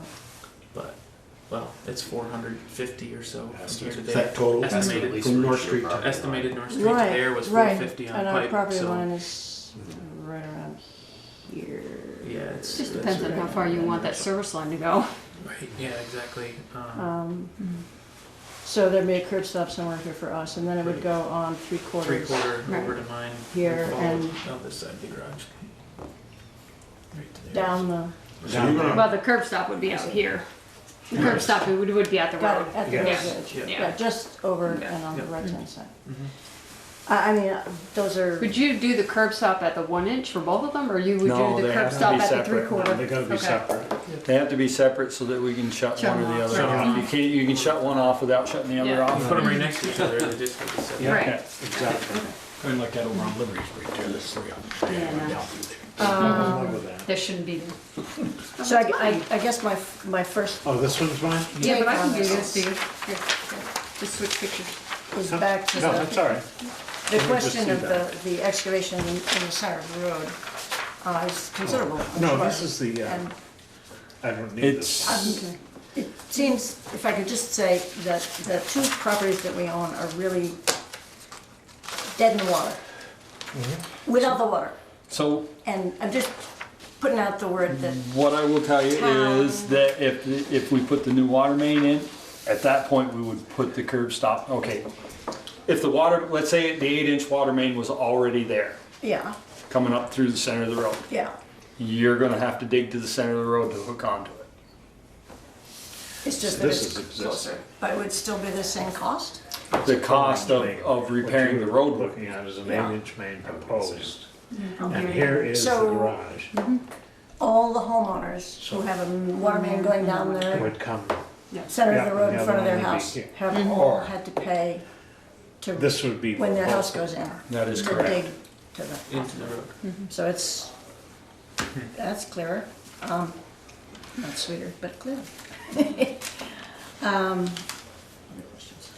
Well, this option that we just discussed, is that, like, that is definitely an option, or is that something that you have to vote on, or? No, we've already put that We did out. that for Brian Ledoux, for the. No, we for- did it Mike- for Mike your Father. father. Yeah. Right. Oh, okay. Mentioned it a year, not Yeah. quite a year ago. Right, but- and this is just clearer than any writing I ever saw about it, talking about from Meadow Lane and the 1 inch and the 2 curb stops. And, Yeah. But is I mean, does that need to be, we've already done it. it's good, we're, you know. Yeah, it's- so it's a it matter of could just, happen. all you have to do is file Get for the permission. permits Yeah, and get. get a permit. So that Connection. was, So permit, I can email So you you- the water Basically, we're connection. expected to pay for the digging up of the road and everything also? Mhm. I just don't see how that makes sense if we have to pay town water taxes to dig the town side. It's not supposed to make sense. I know that much. I figured that part. No, That's just the way it works. It is the way it works. Because that's where it really gets expensive. 'Cause Yes. I can dig that ditch pretty easy. I know a lot of people, but the town side of things is. so is that a question that's out there about once the line is onto the right of way on the side of the road, We can dig the rest can the, with the permit. You the can do homeowner- the whole thing with the permit. Yeah. If you can dig in the road, It's the good. road They have has to have be a certain- put. They have to have a certain certification to dig in town road, don't they? Nope. I can hire anybody to dig that. It's gotta be put back though. So yeah, Right. I mean, Right, but- it's got to be put back to the way it is, and you're liable for it for a year. You know, it has to be, the pavement has to be put back. No, you don't have to be bonded. You don't Compacted. require that. Really? Right. Yeah. You don't require that? Count So, yourself I lucky. bet you know something. You don't ask for something. Oh, Yeah. It yeah. might be related to it. I don't say that too loud. Jesus. so the 1-inch line can be buried on the side of the road, 7, 8 feet deep, 7 feet, whatever the 6 problem. feet, yeah. 6 feet. But we're going to the 8-inch main down the middle of the road. I don't quite get that part of it. but If we want to do an 8-inch main, it's a different discussion, right? No, yeah, he's just talking about it when they do the 8-inch main. Yeah. Right, in general. Well, the whole thing's gonna be gone anyway, so. When we do the 8-inch main, we'll come up through, they'll come straight off the 8-inch main and tie into their existing water line. on Meadow Lane, right there in that corner. No, No. they'll tie When we in right put- straight off. When we put this line in, they'll tie in right here. Right and at their here. curb stops. Right at their Right curb at stops, the where curb the stop. curb stops are. I'm Tie an 8-inch into a 1-inch. simply ask the question, if they can run a 1-inch line on the edge of the road, Yes. why can't we run a 8-inch line on the edge of the road, the length they're gonna run their 1-inch And the line? edge, Because we have to come from North Street, and it's Why in the why can't you middle, come off the 4-inch? it's in the middle of the road. Why can't you come off Push it from up here? from the 4-inch Come line. from, why can't we tie into the 1-inch? We can, we have to have it engineered. I've done it before for the city. So, yeah, so you got that extra And you're 150 not- feet already run when you get ready to. They're not That's gonna what I'm let us saying. put 8 on the, they're not gonna let us put 8 on the 4, are they? sounds as I guess my they question would is if about your timeframe. eventual plan is to connect it to the 8 on North Street. Which would just require an elbow out into the road, wouldn't it? Well, if I hooked on, I'd wanna line up and go straight down the I'm not road. saying go all the way to North Street. I'm just thinking, we got a ditch in line, I got a truck full of 1-inch copper, or whatever, PVC, and I got an 8-inch PVC, got to hook them together, and bury it, compact it, do the same thing for a 1-inch line as they do as a 8-inch main. Why aren't I on using somebody else's, some of their money, because they're gonna pay for it, I hope. And then we got a third of it ran to North Street. There's an issue with, and correct me if I'm wrong, with stagnant water. if you run an Yeah. 8-inch line Studs. and deadhead it and you hook just theirs, they don't use enough water to keep the water moving. There's an issue with that. So the idea behind 8-inch in general was just to boost the pressure anyway to everywhere else? It Is was that what the point it was to was? loop the system. Yeah, the system. So if we have to It's only shut got it off 4 and it's somewhere, run we off by have. 4 anyway, Yeah. then why is 8 necessary? So going from here to State here law, with an state law 8, is now. that worth it? Gotcha. For fire protection. What's that, Ted? If we're going from here to here with an 8, is that worth it? No, I don't feel so. Where's that, Ted? From Right here, Right. Meadow at the Lane bottom back. of Jerry's driveway, right? Yep. To here, this is Right to the garage, almost to the right here. garage. No, that, Right. we're gonna just come off with an inch line and 2 curb stops, and I presume he's going 3/4 from here to here, Yeah. and 3/4 from here to here. But I heard they want to service the house, service the trailer across the road. No, No, No, that's already serviced. That's all. yeah, that's From the line already coming set. up. coming off Up North from, Street. coming off of North Street. Yeah, it came up behind the barn, On their the Dews proposed barn, project, they were on replacing North it Street. How old is that line? 100 years. We had a discussion. I would like to peel this back a little Didn't bit you more. dig that up? No. And, you know, is that a line that's leaking? Maybe, or maybe not. We've been talking about trying to eliminate some of our old service lines to these houses that are, they don't have to worry about a leak because till it gets to my cellar and my meter in my cellar, it's not my problem. Let it go into the gravel. Yeah. And we just fixed 150,000 gallons a day, or was it a day, or Helen? Yeah. On West Street. Yeah. I'd like to see if that line is that one that's feeding the old Nelson He place. comes from Yeah, but that all the way has down nothing to here. do with Or Mike this. Ledoux's is that. Well, in their proposed 8-inch it does. The proposed 8-inch, they were putting a stop in for him Yeah. also. Yeah, that's correct. Right. That's, I just would like to at least a little more investigation on if we're going to, what the cost difference was to do 150 feet of copper or 150 feet of 8-inch main. I get your We don't pay a cent for the copper. No. But the 8-inch main may be partly done on somebody else's digging time. That's what I'm trying to get at. But he's saying we can't do that because of stagnant water. Yeah, Put a fire hydrant there at the Go ahead, end. Alan. And just, stagnant water is an issue, but I think the bigger concern on Devon Lane is it's a narrow right of way. So I don't know if you can get the 8-inch in without destroying the pavement. That was the concern, on your property. Right. It might be partially on private property, or at least the 10, we usually like to have a 20-foot swath for an 8-inch main, so you can dig on both sides of it if you need to get Yeah. access to Yeah. it. That's why I it don't goes think down you can all- do that on Devon Lane without getting Is to it the a pavement. three-rod road? oh no. No. What are they? I think it's a 33-foot right of way. But So 17 feet from the center of the It's line? 2 rods, 16 and a half a 16. rod. Yeah.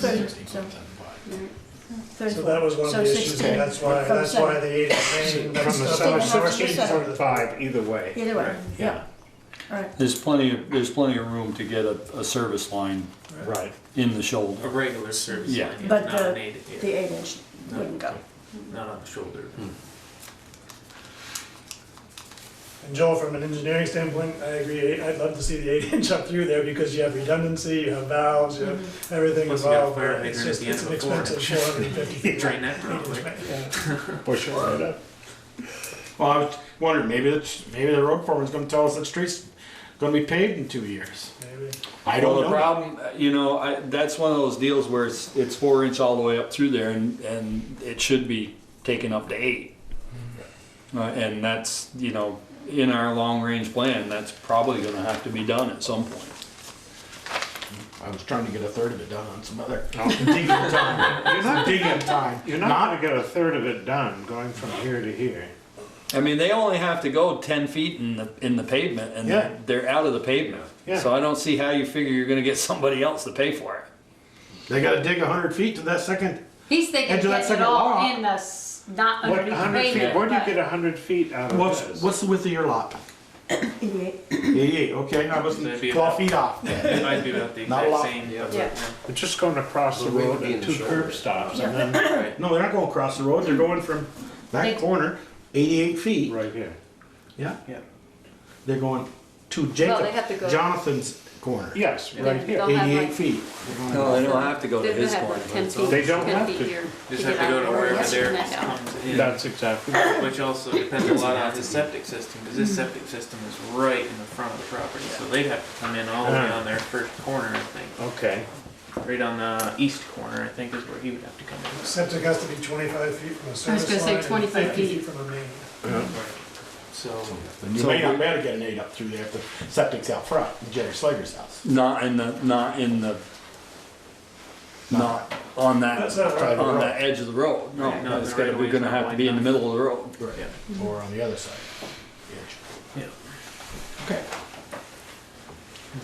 Any other questions? So we're back to what we had at the beginning, the 1 inch and the 3/4 and Pay the for it up to the ourselves. side and stuff. Okay, so permit is first. And then in terms of timeframes, what are the things that dictate how it unfolds? As fast as you can get a bid. To you, Whatever you can get a contractor to do the work Okay, and, so there aren't other hurdles about no, whatever? State permit. Yeah, I think VTOMS has to do the, they need a wastewater. wastewater Yeah. permit, That's- which I assume that you're Produce. working on or gotten. Which is, Yeah, septic The septic The design. design Yeah, is that- done, I just got that's that not issued filed, yet so- by the state, but the design is done. Yeah. I figured VTOMS is gonna do, or coordinate the wet tap into our 8-inch main, our. 4-inch. Or 4-inch main, our, it's not content. Our contractor, water contractor that we hire is gonna be on site and do that. Yes. If he doesn't have the ability, he'll hire that done. They'll They'll hire, hire. Or they'll hire that done, but He'll witness it. he'll witness it, yeah. yes. I mean, I don't know if he has the Tie tool, into our I don't know if he has the tool to do it or Right. not. To do this job, would you guys require a road closure permit and flaggers and all that, or? You will have to meet the MUTCD MUTCD standards. standards. It's the manual on uniform traffic control. Pretty much any contractor that works in the area understands that. And Yeah. the road won't, I mean, shouldn't be in the road that long. Yeah. And there still would be one lane open. That's If you're correct. not doing it the whole- right. I was just wondering, because Cyrus said potentially you might have to have You'll have to have flaggers, yes. flaggers. Yes. The road foreman may allow you to close that section of road from North and Devon to Meadow Lane, not the whole thing, just that little short section, he may allow that. So it's up to him. I believe it is. They've closed sections of road before, Yeah. put a culvert in. Pete, Meadowland can get in from the other side. Right, you go to Meadow Lane from upper Yeah. and And it's Devon. really just that one. or close that trailer, one yeah. side, Yeah. or just close one lane. Just say, if you close one lane, you've gotta have flaggers. I mean, there's not that much traffic there, I don't, it's not. next to nothing. it's- cars. It's, There you do it. But you don't have to follow 25. the you have to follow the rules. Yeah. And if we tell you you have to follow the rules and you don't, and we have complaints, then we can come after you. If we don't tell you you have to follow the rules and you don't, Then it's their own fault. then it's our fault, so. Yeah. I mean, pretty much everybody who works around here knows the rules. It's not a big deal. The shoulder along questions? the road, is that like a right of way that the town has? Yes. We own 16 and a half feet from the center line. It's a two-rod road. Because where the existing hookup would be, if you went straight off the road to the shoulder, you're on the property right next to Chills, Susan's. right in the middle of the Jerry's. driveway. Yes. And So It's you're right gonna have to, there. I would say probably come on an angle. Yeah, we'll angle towards the property. Angle towards your, well, Yeah, towards towards the their angle. lot, yeah. Yeah, It's probably 25 feet from just, you mean to go from the center of the road? where and Cyrus strike- thinks it is now, Yeah. to get to the corner. Of Should be our approximately, part. that's My- fire hydrant. my so- land. Yeah, it's probably about 25 feet, I was figuring. All you gotta do is miss his driveway and get into the right of way.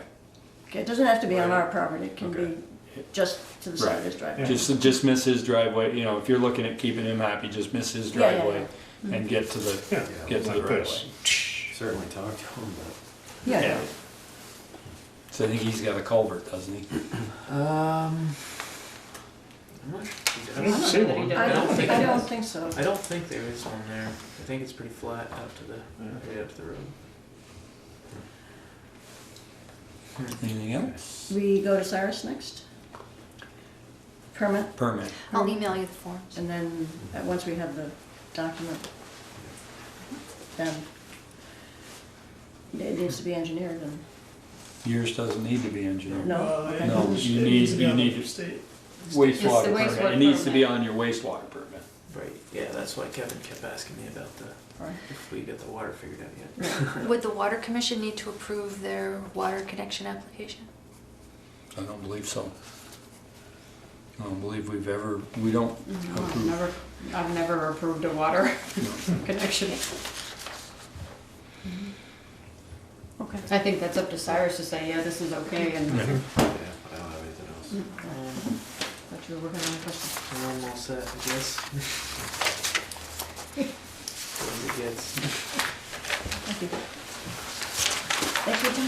Yep, thank you. Maybe you'll get lucky and we'll change the ordinance before you do it. You won't have to use copper. You'll be able to use the Blue Butte, which Well, will I save did- some money.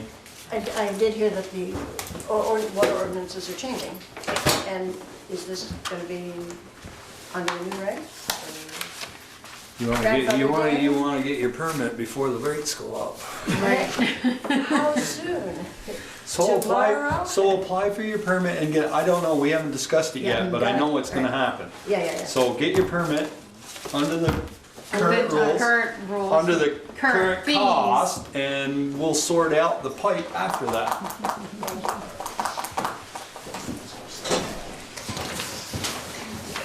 All right,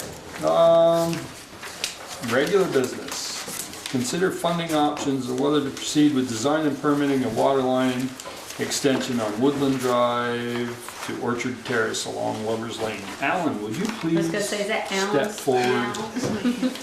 Cause all kinds of trouble tonight. That's this.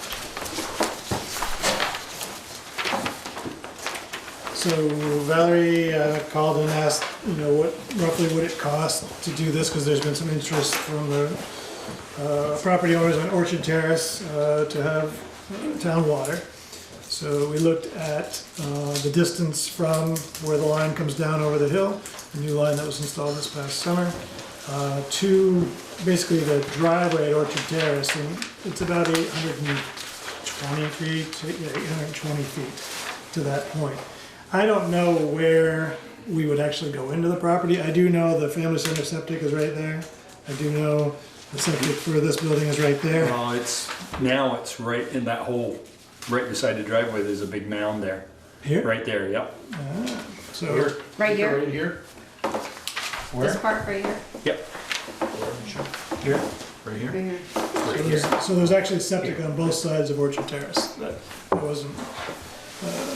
So maybe there's a way to shorten this line and squeeze in on the other side and for them to get a right of way to each. I'm not sure even of the property ownership of these three parcels. At this point in time, I think that was owned, last I knew, by the mover up in Burlington, Carl LaRoe.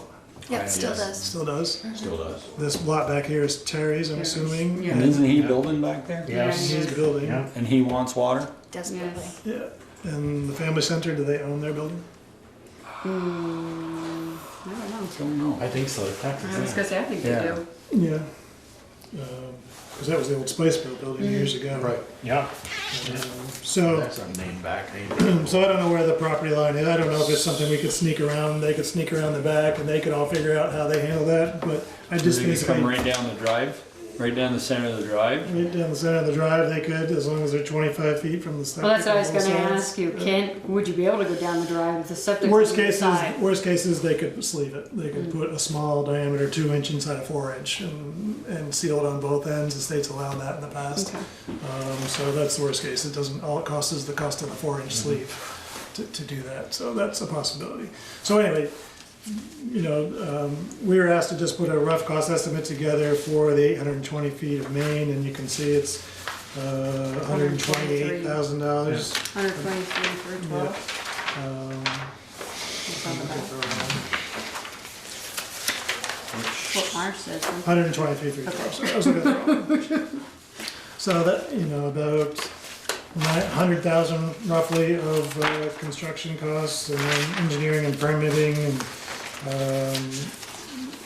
Legal fiscal admin costs in case you have to do any right-of-way work or legal, we throw that into all our estimates. Round figures, $123,300 to do the project. I don't know if, those folks are interested in sharing in the cost of this. I did ask if this could be piggybacked onto your existing loan of rural development for the West Street water main. They basically said not if it's not in the original preliminary engineering report, and it's not. We didn't have that in there. But yet, maybe they were trying to get us to spend more money. And maybe with some pressure from somebody other than their engineer. Well, they did, we did have the fiasco where they said we were gonna get like 48% forgiveness and we didn't get any. And you also expanded the district to include these properties, and that is in the preliminary engineering report. The only thing that's not in the preliminary engineering report is this one little line headed out towards Stony Hill. So I think with a couple of phone calls, it might be worth having a higher level discussion about that. I really just asked the state engineer, and that was the answer that he gave me, that the preliminary engineering report, unless it was covered in the preliminary engineering report, it wouldn't be. So what has he got to do with USDA? He's their engineer. Oh, okay. And I can tell you, in projects in the past where we've come under, where they've been bid under our estimates, in most cases, in my experience, the state or rural development has said, do you have any more water line you want to build? Because they want you to borrow that money, otherwise they have to give it back to the feds. And they don't typically want to do that. So I was a little bit surprised by his answer. So it might be Someone's worth... tightening the screws on. Right. Now, Alan, this is just to go west. And I see you got the dotted line there. That's going to... That's where the existing line comes over and goes to Woodland Apartments. Okay, that's already been in. Yep, that's already there. What did you say the total estimated cost? 123,000. And at this point, what this agenda item is for authorization to proceed with just the design and permitting. With the leap of faith that that the rest of it will fall into place and we'll figure out how to fund the construction. But the folks on Orchard Terrace are very eager to see this move forward. Of course they are, at our expense. Are they willing to put up any of the cost? I think that... this is like having Well, this this is discussion when with the people that were just in here. Yeah. The price is the same and we're saying, on your dime. Yeah. The difference there is they don't need a permit. They're a design. For a service line. Right. Can I ask what it says end at meter pit for Four Hills Farm? Yeah, that's what a is mistake. that? That's a Okay, mistake. I'm going, what does Four I Hills saw Farm that. have down there? I'm going, no, just cross that out because the end at meter pit was basically what it was supposed to say. Okay. So what is that? What do they have down there? He's had a conversation with Brian Hill, and he probably got the two. Yeah, I had him doing 2 sketches. I brought that one too. I'll look at it. But there was a discussion about extending service outside of the district for Four Hills Farm. But in this case, my understanding is they were hoping to possibly connect to the water system as early as June or July. Well, as early as possible. Yeah, as early as possible. So that's... And you estimated that the earliest probably would be June if everything... Is that all out of the road? That was my goal, Peter, was to keep everything on the uphill side out of the road. Well, right now we own all that. We still do. Right, so we wouldn't have to get any kind of easements or anything like that. Correct, to stay out of the road. Stay out of the road. Yeah. There's trees along there, but not much else. So it's doable, I think, to stay out of the road. And With the exception of when you cross. Right, and then just cross it once at Orchard Terrace or wherever that service ends up being. Because one of the things that we'll be talking about in the near future is, we brought it up, changing some of the rates. And the connection fee, I think, needs to be reevaluated. And so some of those fees could help offset some of this. And then we do some cash flow projections and just look at the payback and various scenarios. But I think this isn't a water reconnect for Orchard Terrace. There's no water line down there. Correct. Right. I mean, I think there's two conversations there, really. If the vacant lot on North Street, that my family owns, and the 8-inch main is right there, that's a service connection.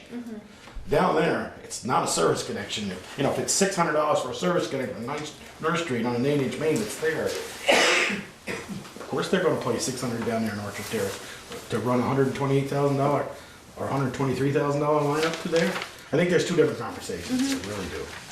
And I don't know. Well, that's the conversation we're having, Joel, is what. I mean, we just told somebody $128,000 on to do that, and now we're really considering doing Well, the difference, Joel, I think, is the two that folks that were here earlier are basically, as far as I know, single-family homes that are connected to the system. Yeah, So fairly small users. The Bristol Family Center, the old Busybodies. you know, those, they use a significant amount, we're talking thousands of gallons a day. The big building that Terry's putting up now. Whatever, I don't even know what that is. And then I tried to look online to see what his permit was for, but it's not available yet, so I'm not sure what he's building there. And then if, when Stan Livingston does his project, would this line serve that property as well? No. Some I of think it. he's. Some of it, he's on the other, he's on the Yeah. southern end of it. Yeah. But he has, there's lots there as well, so Right. something would be. So Eventually. I view this as a municipal investment in expanding the water system to. No, I bring on understand more. that. I was just thinking, okay, the prices are about the same, you know, we're going a lot further. Yeah, we're going twice as far because we're not on the pavement. Right. And that's the difference in the cost estimates. The pavement on Devon Lane is, it's pretty expensive. I mean, I'd like to see, like you said, about a cost analysis of, you know, how long it would take to get that back, that investment back, you know. And If we can get it into the loan, the existing loan that we have at the, whatever percentage it is now. 2%, 1 Yeah, point 1%, something. whatever it is. Well, that was my thought, is that, you know, if the money is there and the people are there, I do see this as a cost borne by the water district, not by the townspeople. So it definitely would be paid back through Water. Whereas the section that went from West Street to Lover's Lane benefits the whole town, so therefore the whole town is on the hook for that. Right. And according to the 2016 town report, there is a balance of almost $45,000 in the capital reserve. And so I'm suggesting that just the $11,000 for the design and permitting come out of that fund. And the 11 is a percentage that I applied, it's not, I haven't done a man-hour estimate on this yet, so I will refine that number. I'm usually under the curve, but, What fund did you say that, 45,000? The water capital reserve fund. And that would give us 2 more hydrants. Or there were one. 2 hydrants in this estimate, and whether 2 would be required, I threw 2 in just to be safe. Well, it's 500 feet, right? It's 500 feet from a structure, so you have to be able to serve structures with a 500-foot radius from each hydrant. So everybody has to be covered, essentially. So not really knowing what's going to be developed up here, we probably would be safe to have 2 in there. Well, isn't the other hydrant is a little bit down the road too? It's not right where it comes. So that's 2 hydrants other than the one that's already. Right, there. that other one's down So here. there'll be. So it's added fire protection. Yeah. It's, you know, there are a lot of benefits to this line. It's just a matter of figuring out how you know, whether we change our fee structure, or we approach them about contributing something to this, or I mean, there's potentially, right now we're looking at 3 buildings, and with Stan building something up there, we don't know what yet. He buys that, before, could be maybe 2 buildings, so it'd be 5. I think they gotta have some skin in the game, these people. I mean, what if they said, well, we're not gonna have a water line down over there, and they got all punch a well? I don't know what a well costs today. They all got, some of them got. Well, they got Terry's the one that doesn't have a well. there's a well down there that services these 2 buildings, and I'm guessing that they're having issues, that's why they wanna hook on. There's not sufficient water supply for Terry to have his building, I'm sure. I think there's an issue of overlapping Septic. Water, septic septic. shields. Oh. Yep, yep. And the quality's not the best on that. Well, I know that. Another incentive. Incentives. Yeah, well, there are incentives. I mean, they've got to do something with their system. They're gonna have some costs borne with coming from the main down, but that's not our real concern, Right. you know? They're gonna have a cost borne from going from their well to their building, so. The hydrants in that location quite likely will help reduce their insurance costs. Right. So they'll see a savings there. How many houses are between there? Not counting these three, so just this two? I think One, it's two. There's 2 trailers there, Yeah. and then there's the house, and then Kelly Roscoe's house. And you see them right there. See where the driveway goes into the back? Kelly Yeah. Roscoe's house is right there off of that corner. Okay. And Ross has an apartment house The at one the you end see? of that drive. Right. You just see the roof There's a trailer right at the here. end. There's 2 trailers there. This one's Rossi's, that's one. I don't And then know, is they're there's both- one right there? There's 3 There's trailers there. There's 3 Okay. trailers there, 2 trailers. So then they could all, if they wanted to, cut off that. Actually, Ross owns The 2 or 3 the trailers and that house out Right. front and the apartment house in the back. This is a duplex. This is either a duplex or a triplex, and then the trailers. And then Kelly is right there, that driveway that goes straight off. He's right, That's right. just out of the picture. Yeah. Yep.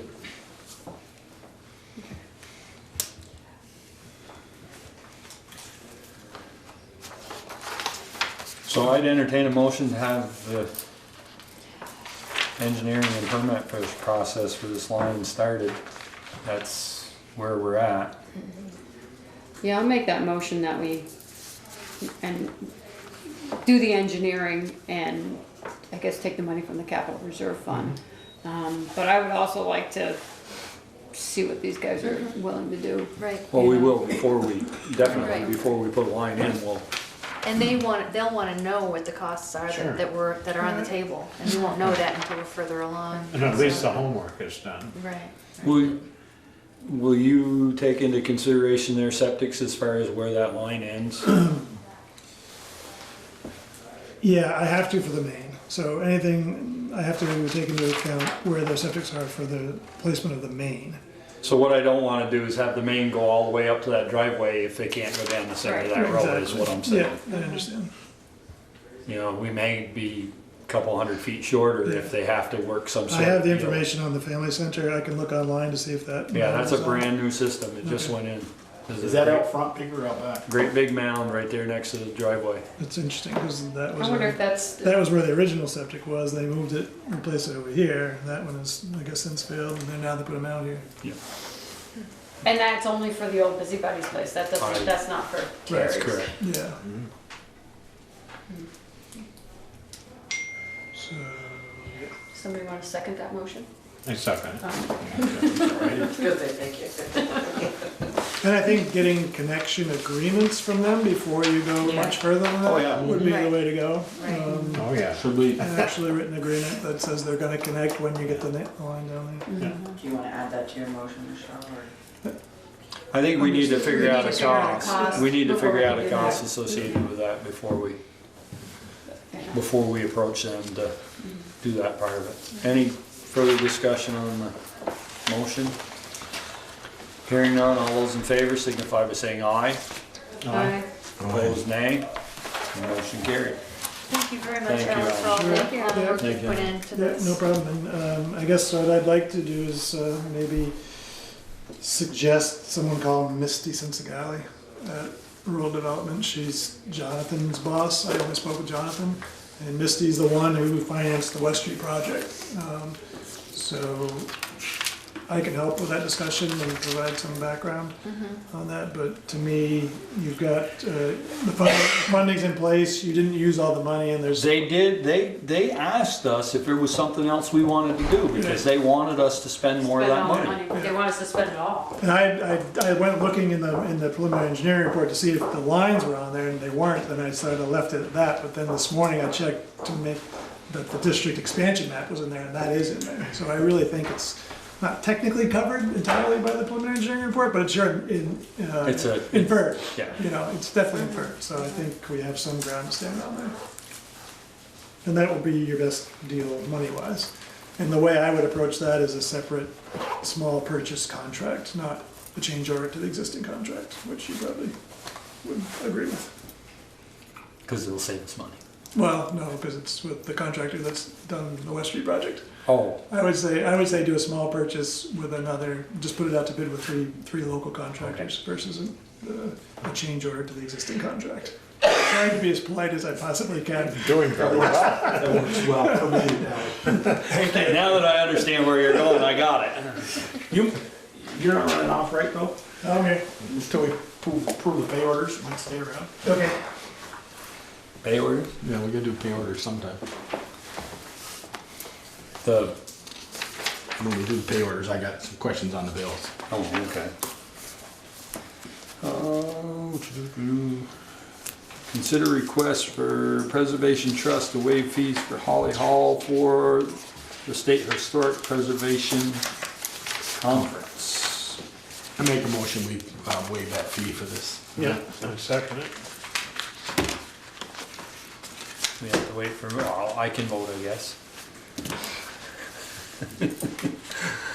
All those any further discussion?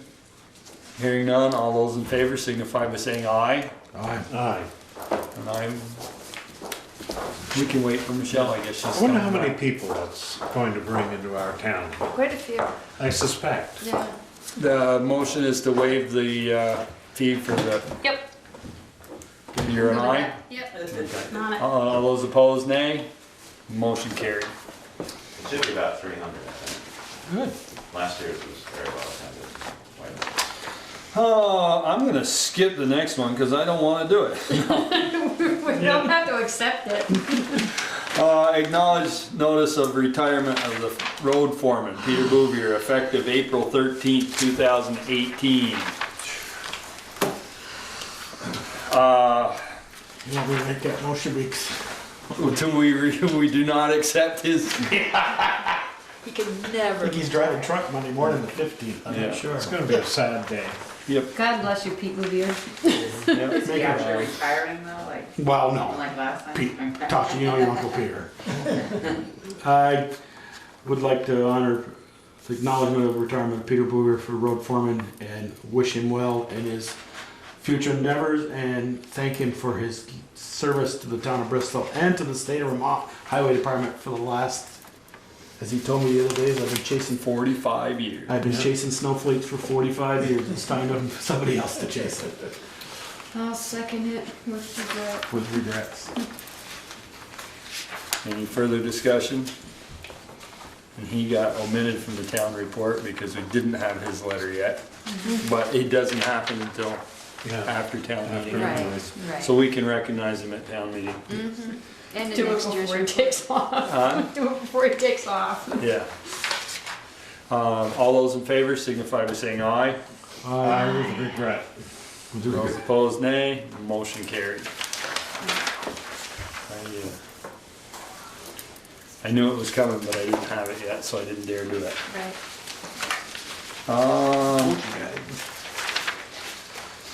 Do we want to move the bills payable so that Alan can get out of here? We'll just do these two out of order. No, that's the next order. Oh, no, job description, Yeah, you're that right. could Yeah. take a minute. Yeah. So, bills payable, warrants, and liquor licenses. Joel? I see the Munson bill, $184,200, and I saw an email of Valerie, and she said we were gonna have about 48,000 left, hold, for they gotta do the work, some more work. Oh, yeah. Oh, yeah. Will they come back for it? I'm gonna ask a simple question. Should we hold 75,000 to 50,000 at 184? I think we have a contract with them, they have to come back, don't they? Yeah, they have to come back and perform, plus it's not, there's about 45 and change, I think Jamie sent an email this afternoon, there's about 45,000 in retainage, and that's one set of money.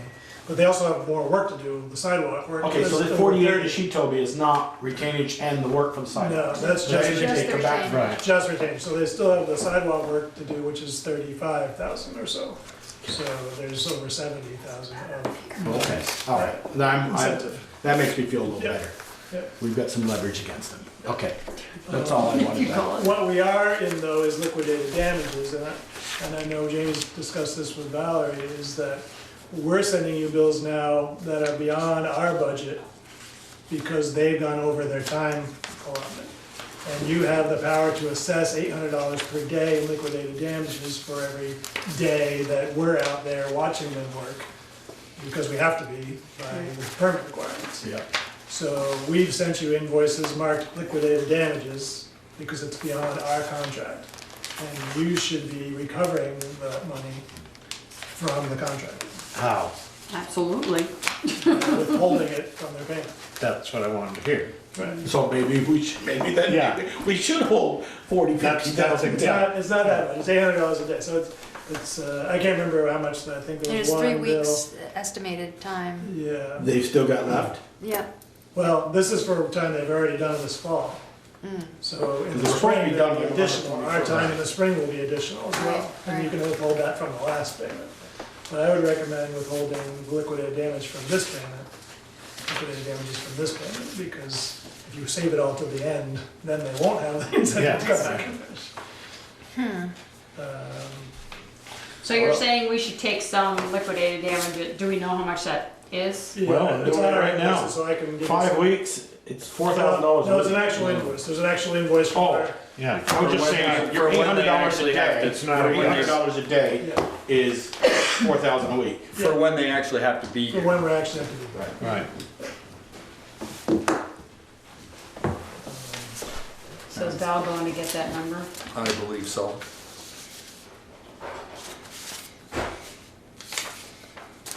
I agree with that. And this was discussed, Let's hold this was that. discussed at the project meeting, so it's not a surprise to them. They know that they're.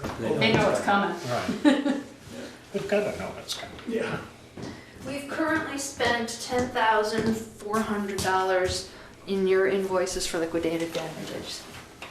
So if they've got 3 weeks worth of sidewalk work and other assessments. Right, but the sidewalk, you don't have to be here for every day watching for the sidewalk. No, Right. no. So So it I won't would be, only it withhold- won't be, it's only the stuff that, We've already done. So that $10,000 invoice, is that stuff that you plan to do, or is that stuff you've Already already done. done? We So why figured it can't we No. withhold the whole 10 grand? we can. Oh, good. I make a motion, we withhold the 10 grand, or whatever the invoice is. I was hoping you'd double that. 10,400, let's do the 10,400. At least that.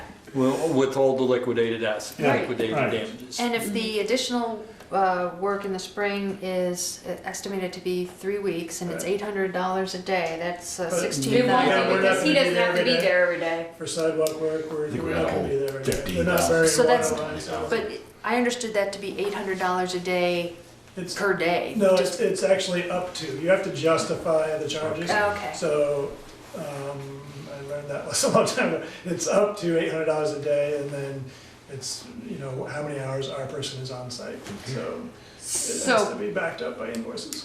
okay, so can we withhold, we can only withhold the liquidated damage of the invoice we currently have.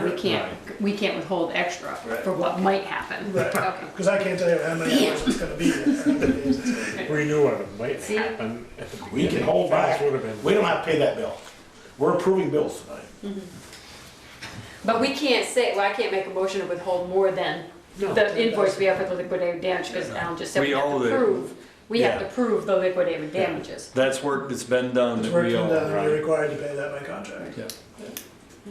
So the So I make motion, that so the motion. motion is to withhold the invoice liquidated The damages. Right. And- I'm happy with that. And Ted seconded it. Any further discussion? Hearing none, all those in favor signify by saying aye. Aye. Opposed, nay. Motion carried. And for the girl in the room that doesn't know where Alan is from, what, Green Mountain. Green Mountain Engineering. Engineering. okay. I didn't know if it was something different. El Presidente. Right? Right? Okay. Any further questions of Alan? I see he's got his glove on. No, No, I was gonna say, Thank you, Alan. run, Thanks, quick. appreciate What it. if somebody thinks of something? All right, review recreation director's job description and job announcement and proposed timeline for recruitment. So, sorry, so do you want me to reduce that total amount that Joel gave me by that amount? 10,400. 10,400 even? Correct. So I emailed earlier today and made copies on your tabletops, the draft ad, and I tinkered with the current job description. I purposefully left the ad kind of minimalist, because folks can get more information when they download the full job description. This way it minimizes the advertisement costs also.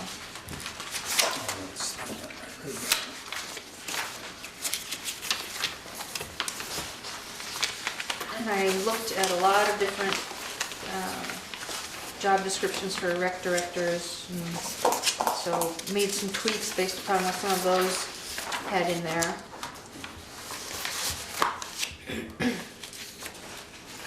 One question, I noticed that in the town report, the budget section references the department as the Arts, Parks, and Recreation Department. And They're in then- charge of the parks. So that's a question that came up before, is to what degree should this department become responsible for maintaining the other parks, like Memorial Park and Sycamore Park and these other ones that are listed in the town plan?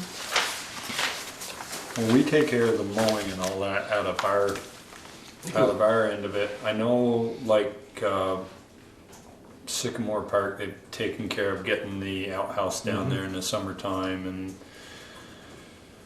More that's using that as some of our summer camps down there. Right. If people need access to the park or asked to use it, they usually go through the rec. the rec department. I mean, that's where all the, you know, that's where, like, this park, that's where the, if you want to The use it, permit it's the same way for those. We've had people who've requested a camp at Eagle Park and. So what are you saying About what? about what are your thoughts as far as The title? how much we give them, how much responsibility we give the rec director with the parks? Are you saying we should pull everything but the permitting and handle everything ourselves, which would put it in your lap? I thought I understood the question to be, would the rec department take on more responsibility for the parks? That's why I'm asking. Yeah, What's your thought? it makes sense to me, because they're all recreation based, and it's pretty, it seems like it's very typical. My only concern with all this is, since we're in such a flux, we have no idea Right. how this is all gonna pan out. Are we gonna combine the pottery, the hub, the rec department all in one building if we can? You know, what are we gonna do with it? How's it gonna, is it gonna be just a rec, you know, director job, or is it gonna, I mean, I know it says you supervise this one, this one, this one, but I just don't know, you know. Are we gonna be okay with this? We hire somebody and say, oh, by the way, that job's changing. Yeah, I agree with Michelle. I think because we're gonna be in such a flux, maybe we could just have it read, the rec director will be responsible for scheduling it, any of the town parks that activity will occur. You know? I mean, I think I like the description of this, leaving it open-ended, you know. I just, Possible duties and responsibilities. Other, as they do in our bank, they've always put the last line says and other duties. and and other so on. duties, true, yeah, yeah. other duties as I've done As deemed assigned. appropriate, Right. whatever. I mean, I like the changes that you've made, or the additions that, you know, I think. And I agree, I'd take on the role of parks manager, I think, leave it in there. Do we call it director of the arts, parks and recreation versus recreation department director? I don't know, it doesn't matter. And then in the town plan, it's sometimes referred to as the Parks and Rec Department. Yeah. We just need to. We're not very, we just we're need not very to good about consistency, get are we? get it consistent. Whatever we decide to call it. I mean, they're revamping the town plan, we can tell them to make sure they have it, whatever our title is. Right, right.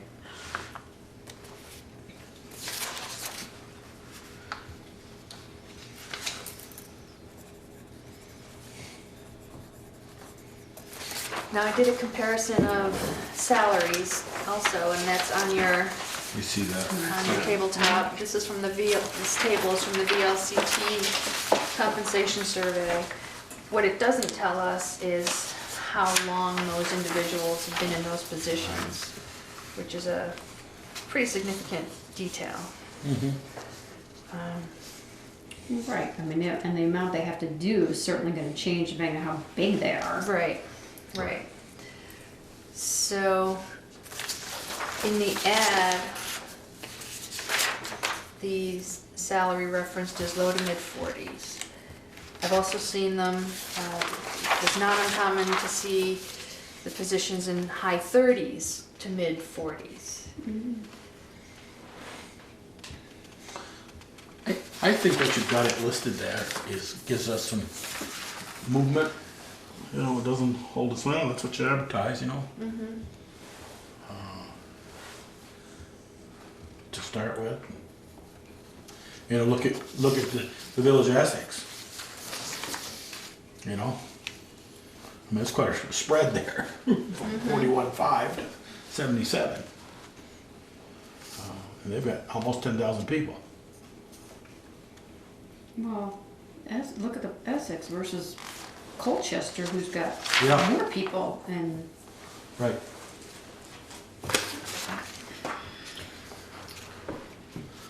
I wonder, they didn't have Brandon in there, huh? Brandon, Richmond, Yeah, I Waterbury. was looking for Brandon too. They Brandon, must not have Waterbury. responded to the survey. yeah, Okay. probably. I think I have that in my old town. I have a Brandon town report. Just got it today's mail. Oh my, I'll look it up. Why do you get Brandon? Oh, Big because of property down there. National. that's early. No, it was last year's. I'll get one again this year. They always send me one. With Stowe, you see, Stowe's right in that. Yeah, minimum, a little more than our maximum, but.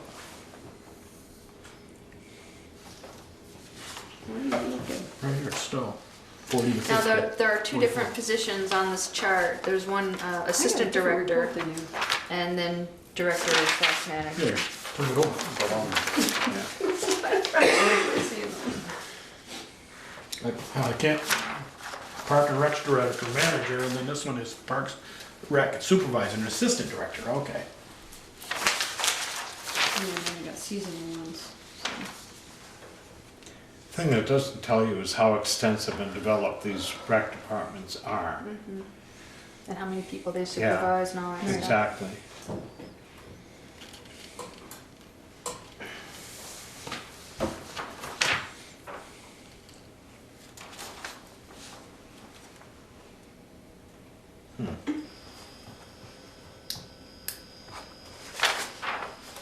I mean, I guess I'm okay with the salary range that you have in there. I mean, Yeah. I just, given that I don't know where we're going with this, it's hard to come up with anything definitive.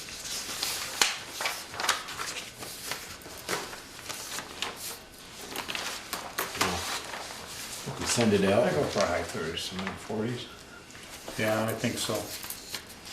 Because if you go back, you know, go like Shalott is basically the same size, and that's where they are.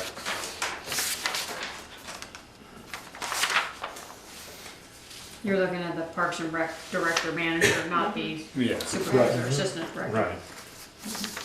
Yeah.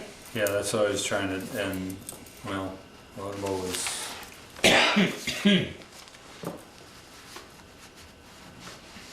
Again, you have no idea what these towns are getting for what they're Right.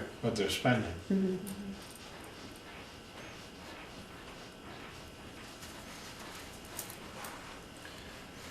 And the one for Middlebury. I like Fairleigh. No mind. Volunteers. Yikes. Same thing with New Haven. Yeah. Good to see Fairfax has got, Yeah, Fairfax is. see right in there. Yeah, I think I agree with Ted. We can always go up, we can't go down. Right. Right. So what did you say, 30s to 40s? High High 30s to mid 30s. 40s.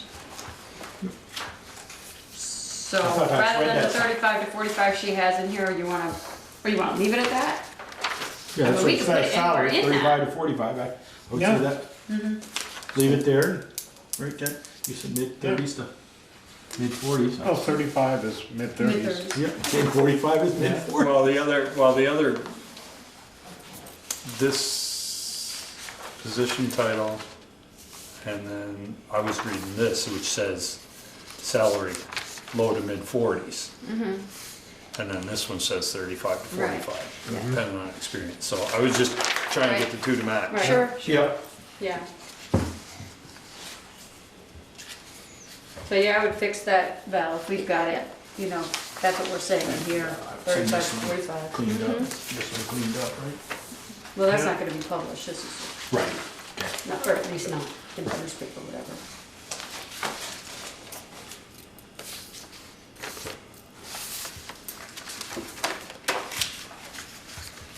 Anything else? Are you okay with the timeline? So that was included in your packet. I thought that was, oh, Yeah. I was fine with it. Okay, so the goal is to have a new person on board by April 30th.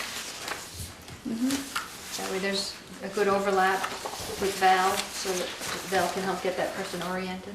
Don't know if the person would need to give some kind of notice to a current employer. That's my agenda. Very good. You wanna look at mine, pieces? I couldn't find mine either. You guys know. Oh, no, I just, I'm looking, didn't see I it. lost my agenda, the timeline I got. We want a motion to accept the job description. Sure. I'll make a motion, we accept the job description presented tonight. Second? Further discussion? Except it with her changes, or? Yeah. Yeah. All those in favor signify by saying aye. Aye. Opposed, nay. And motion carried. Great, thank you. Yes, I'd been through that. I was looking for this with my Gotcha. check, so I knew where I was. Select board concerns, Joel. Just a couple of, well, just one thing really. I happened to chat with Mel Holler the other day. He had some zoning issues. And we got talking about police and things, and I said, get a nice station there and this and that. And I said, boy, what's killing us, I said, is we don't have a very expensive police department. I mean, we do, but we don't have many users. And I said, like workman's comp, I was talking about workman's comp. And he was flabbergasted how much that workman's comp cost. He said, for my 7 officers, he says, was $28,000 or $25,000, and I said ours was like, we budgeted 47, I think we spent 39. But it's because of our history. And I told him about our history. He still thought that was quite a lot. So I'm just chatting with him. I was just, He hasn't had the experience evidently. I guess not. So Don't get hurt, Bruce. Yeah. And my second question is, how are we coming? I mean, when did Darla tell us she was going to retire at the end of January, right? And we're going out with job description, and Kevin told us in September. I'd like to really get that one next That'll be on on the the plate. next agenda. Okay. I was gonna ask that same question. It's a capacity question It's a of what? mine. Oh, Capacity. okay. Yeah. All right. That's all. Just we owe it to them all to get it out there. Absolutely. Okay. That's all I had, Peter. Michelle? And the only thing I think we really need to get on to is deciding what we're gonna do with the rec club, the hub, the pottery, you know, we really need to figure out that situation. Before we bring somebody on and then throw them under the bus. I don't see how we can.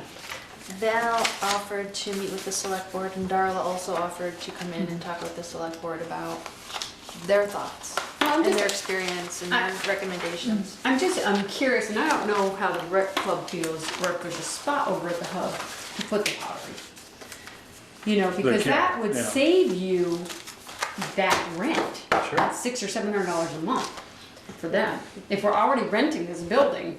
I was pretty impressed with the operation that's over there, and I haven't been to the hub yet, so it's hard for me to visualize how the two might work together, but there was a lot going on in the pottery studio when I was there. At least 10 kids running around, and there's this tight space, but yet it's a lot of, it takes up some real space for the materials and You've been to the pottery studio, right? I haven't been, I can't even hardly think of the last time. Well, I was trying to think, I don't. Got it. I remember over at the hub, there's another room in the hub, isn't there? Well, it's yes and no, there's a furnace room, but it's not. Then that's not. I'm just, I'm not familiar enough with the hub to know how much space the kids that are there are actually using. Well, during the day, they aren't there much there at all. Well, and my thought was, maybe it may actually bring some more people, those kids that go in to hang into the hub, look at that pottery studio and doing that, and going, that looks really neat, and maybe I'll try it. And it might bring in some new users. That's what I'm thinking. Not so much. I want to. I've been chomping about the rent there for years. But I would think we might get some new users. Well, So I I think first off, before we go that route, we need to approach the rec club Well, I know. and see if they would be amenable to having the kiln moved over there. Right. Well, my other concern was, I know how some people feel about the hub. Would they allow their little kids over there? Well, that's. So, Fair that's question, all those Michelle. things that you have to think about, when doing that. It may make it better to have somebody there supervising in a different level. Different capacity, yeah. Bristol has a pottery studio? Yeah. Where have you been all these years? Your father never offered that to you as a child? Oh my God. She's been doing it for 17 She's years. deprived. She's the Yeah, she has. She's been doing it for a long time. I went to Carolyn across the street, that's about it. Yeah, you went over to the You one went to across the Carolyn's. street. You went to Lyle's. Yeah. You had one right there. I think it would be a very worthwhile exercise for the new director to participate in this conversation. Absolutely. I agree. I don't want to tie his hands, his or hers hands. Let him come in and say, then- this is what I. With fresh eyes, they might have a totally Yeah. new perspective. And the rec club meets once a month. Do we want to at least ask them if they're amenable to the idea of My meeting, a meeting with them. Yeah, it won't hurt to ask. It doesn't mean. they could say, no, we don't Right. want another building over here. We don't want anything. either. Yeah. That ain't gonna happen, I don't believe. But maybe inside that building, another section add on or something, but to a separate building, no, I don't believe. Well, that's what the kiln is, a separate building. We don't own that building. Yes, we do. Oh, okay. Let me look, if the board wants, I'll explore it with the rec club and Sure. the meeting. It can't hurt to ask the question, Ask the then we question. know, Then we then we know. I'll get know the size of the kill. we know the options there. The kiln's not that big, it's the building No. that's out behind. Right. And we'd need a gas tank there as well, so, because I believe it's gas fired. Well, they're already on propane now. Okay. That brand new heater in there now. We put a new heater in there last year. So, that's, I will ask. That's it. that's it. Ted? No, No? You're all good? A couple of small stuff, but nothing serious. Nothing serious. I don't think that, I think I'm pretty well set. Great. Your turn. Okay. I don't have much to add with my schedule for next week, or actually, I guess it's this week. There's a training, public information officer training, an all-day thing on Thursday. I think I'd like to go to that. So, at first I wasn't sure if I go to that or to the Addison County Economic Development Corporation board meeting in the morning, but I think the training would be worthwhile. I'd go to the training. What was that? I'd go to the training. Yeah, yeah. And I received an inquiry. I'm interested in thoughts about this. There's a person who plans on repainting their house, and I think it's on East Street. And because it requires lead paint abatement, it needs to have the tarps and all that stuff. And the tarps have to be 20 feet away from the building. In this case, that 20-foot area crosses the sidewalk.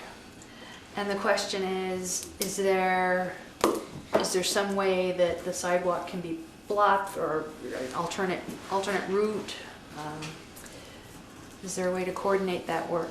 Can they put temporary posts on the edge of the sidewalk and bring it out and up? I don't think so. I don't think so. I guess there's room in the green space for folks to walk around. Okay. This. So would that be acceptable? That's the question. Should the person How long consult are with? they gonna be working on it? I mean, are we talking a day or are we talking a week? Not a week. So they'll do it and they can fold it up when they're done work for the day, I would assume. Well, they have to take everything, I'm assuming are they scraping it? Yes. Yeah. Okay, so they're scraping the lead paint off, so we're talking. So they lay it down during the And then they day fold and it they up. could fold it up so that if somebody's walking in the morning and then I don't see it as being any different than our construction project. We need a couple of they need. What do the painters do at the Baptist church? Which is right on the sidewalk. According to the email, Might not have the new part might not have lead paint on it though. So. the duration would be a week. Didn't have any lead. A week? Oh, the Baptist church, I'm sorry, I thought you. The Baptist church. Yeah, on the back of the park. Baptist Yeah, church. that's true. I know what they do in Middlebury. I mean, You they get a road have to, closed. I know what they're supposed they to. have You to gotta put get a a road, sidewalk closed sidewalk sign. closed sign. Yeah. Yeah. And you have to put it at the crosswalk, and they have to go, and, you know. Then they'd have to cross But the road. there's no crosswalk down to get back across. No. No. With the middle. You know, I think we haven't put a sidewalk closed sign each side of it, and They you go know, around people will go. They're not going to cross the road. They're just going to walk in the green space. Right. I don't know And that they have any other if choice. possible, they Maybe some orange fold cones. it out. They fold it out. Yeah, they can Orange cone cones it. from the highway department. And make But a they'll walking have to pick path it up around every it. night. Yeah. Walking path around. Well, or fold it back in. Yeah, but I mean, that's what I mean, pick it up off of the sidewalk every Yeah. night. Yeah. I mean, I don't know how that works. Do they have to clean all that up immediately? You know, like every night, do they have to clean up all the I have no paint idea. chips? I don't know what the remediation Vacuumed up. and bag. As I remember, I think they do. Yep. There's a cleanup period at the So we just don't want the plastic on the sidewalk when they're not working. if it's plastic. We don't want the Yeah. tarp. Whatever they're using. I think that's about a 10 or 12 hour, isn't it? At least an 8-hour course for painters had to take a few years ago, I think. Oh, yeah. They had to take. Yeah, I Great. actually got certified. That's it. That's Oh, it. yeah? You're certifiable. You've known that for a while.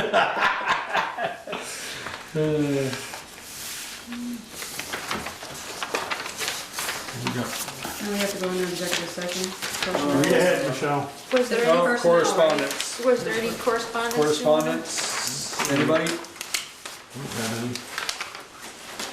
Just to briefly mention the memo from V-Trans about line striping. Yeah, I see that. The letter from the Virgins Police Chief expressing appreciation to the Bristol Police Department personnel. Email from David Brin announcing that he does not wish to be reappointed as tree warden. That's too bad. And then Does Joe Nelson still live in town? No. Joe Nelson. Which Joe Nelson? the one who used to own Upland Forestry. Oh, okay. He was right on Church Street. Where did he go? I don't remember where Joe went. Yeah, I don't remember either.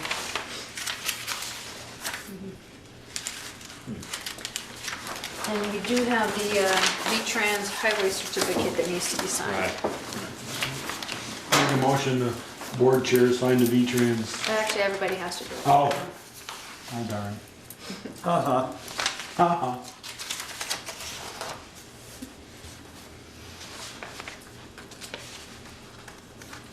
So we're getting a nice letter from Chief Milton, about Yeah. you and Josh. I'm trying to get the Won't one, ask the details. trying to get the Oh, one. I'll have to sign that. Trying to what? Get the one from Lieutenant Hill.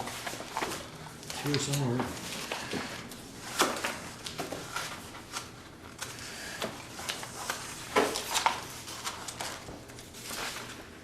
Yeah, that was in your blue section. Oh, okay. My wife taking all those out. Oh. Get ready to give them back to you. Oh, I don't know what I did. I'm colorblind anyway, I think. V-Trans certificate, is that? You've already got it. You already got it. It's in the consent agenda. So you did that already, Don? No, I'm just writing V-Trans certificate for the board to all to sign or whatever. Do you want any Mileage details? certificate. No, it's item number 4 in the consent agenda.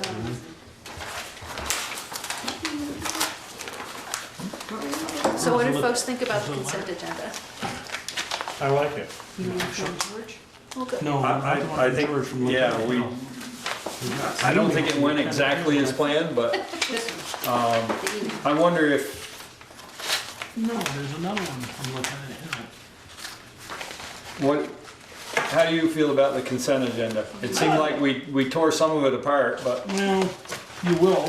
Why that? Well, it's It would be only easier to because do it there was a in Bristol, concern.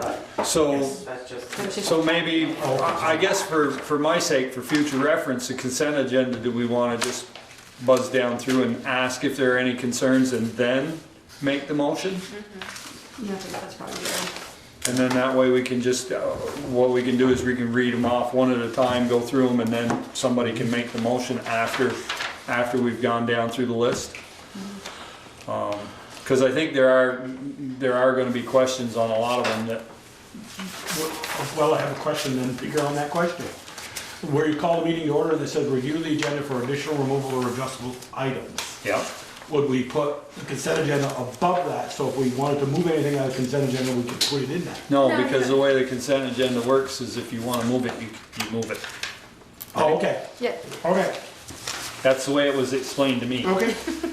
by my boss. He started that just as I got off the Melody board 10 years ago. Well, it's like, And I didn't it's what I told Valerie is that, just because we've always done it the other way, doesn't mean that's the way we always have to do it. And once we get used to something else, so, and I like a lot of the changes that have been made, so. in the past, it used to be at the end of the meeting, at the end of the agenda, but it occurred to me that there might be folks representing those items that if they might have been in the audience and if there were questions, I thought it would be good to get them in and out at the beginning. Okay. All right, You read, Michelle? Make a motion to find that premature general knowledge would clearly place the select board or other parties at a substantial disadvantage regarding a particular personnel-related matter per 1 VSA section 313, subsection A, subsection 3. Second. all those in favor, signify by saying aye. Aye. Opposed, nay. Motion carried. Thank you.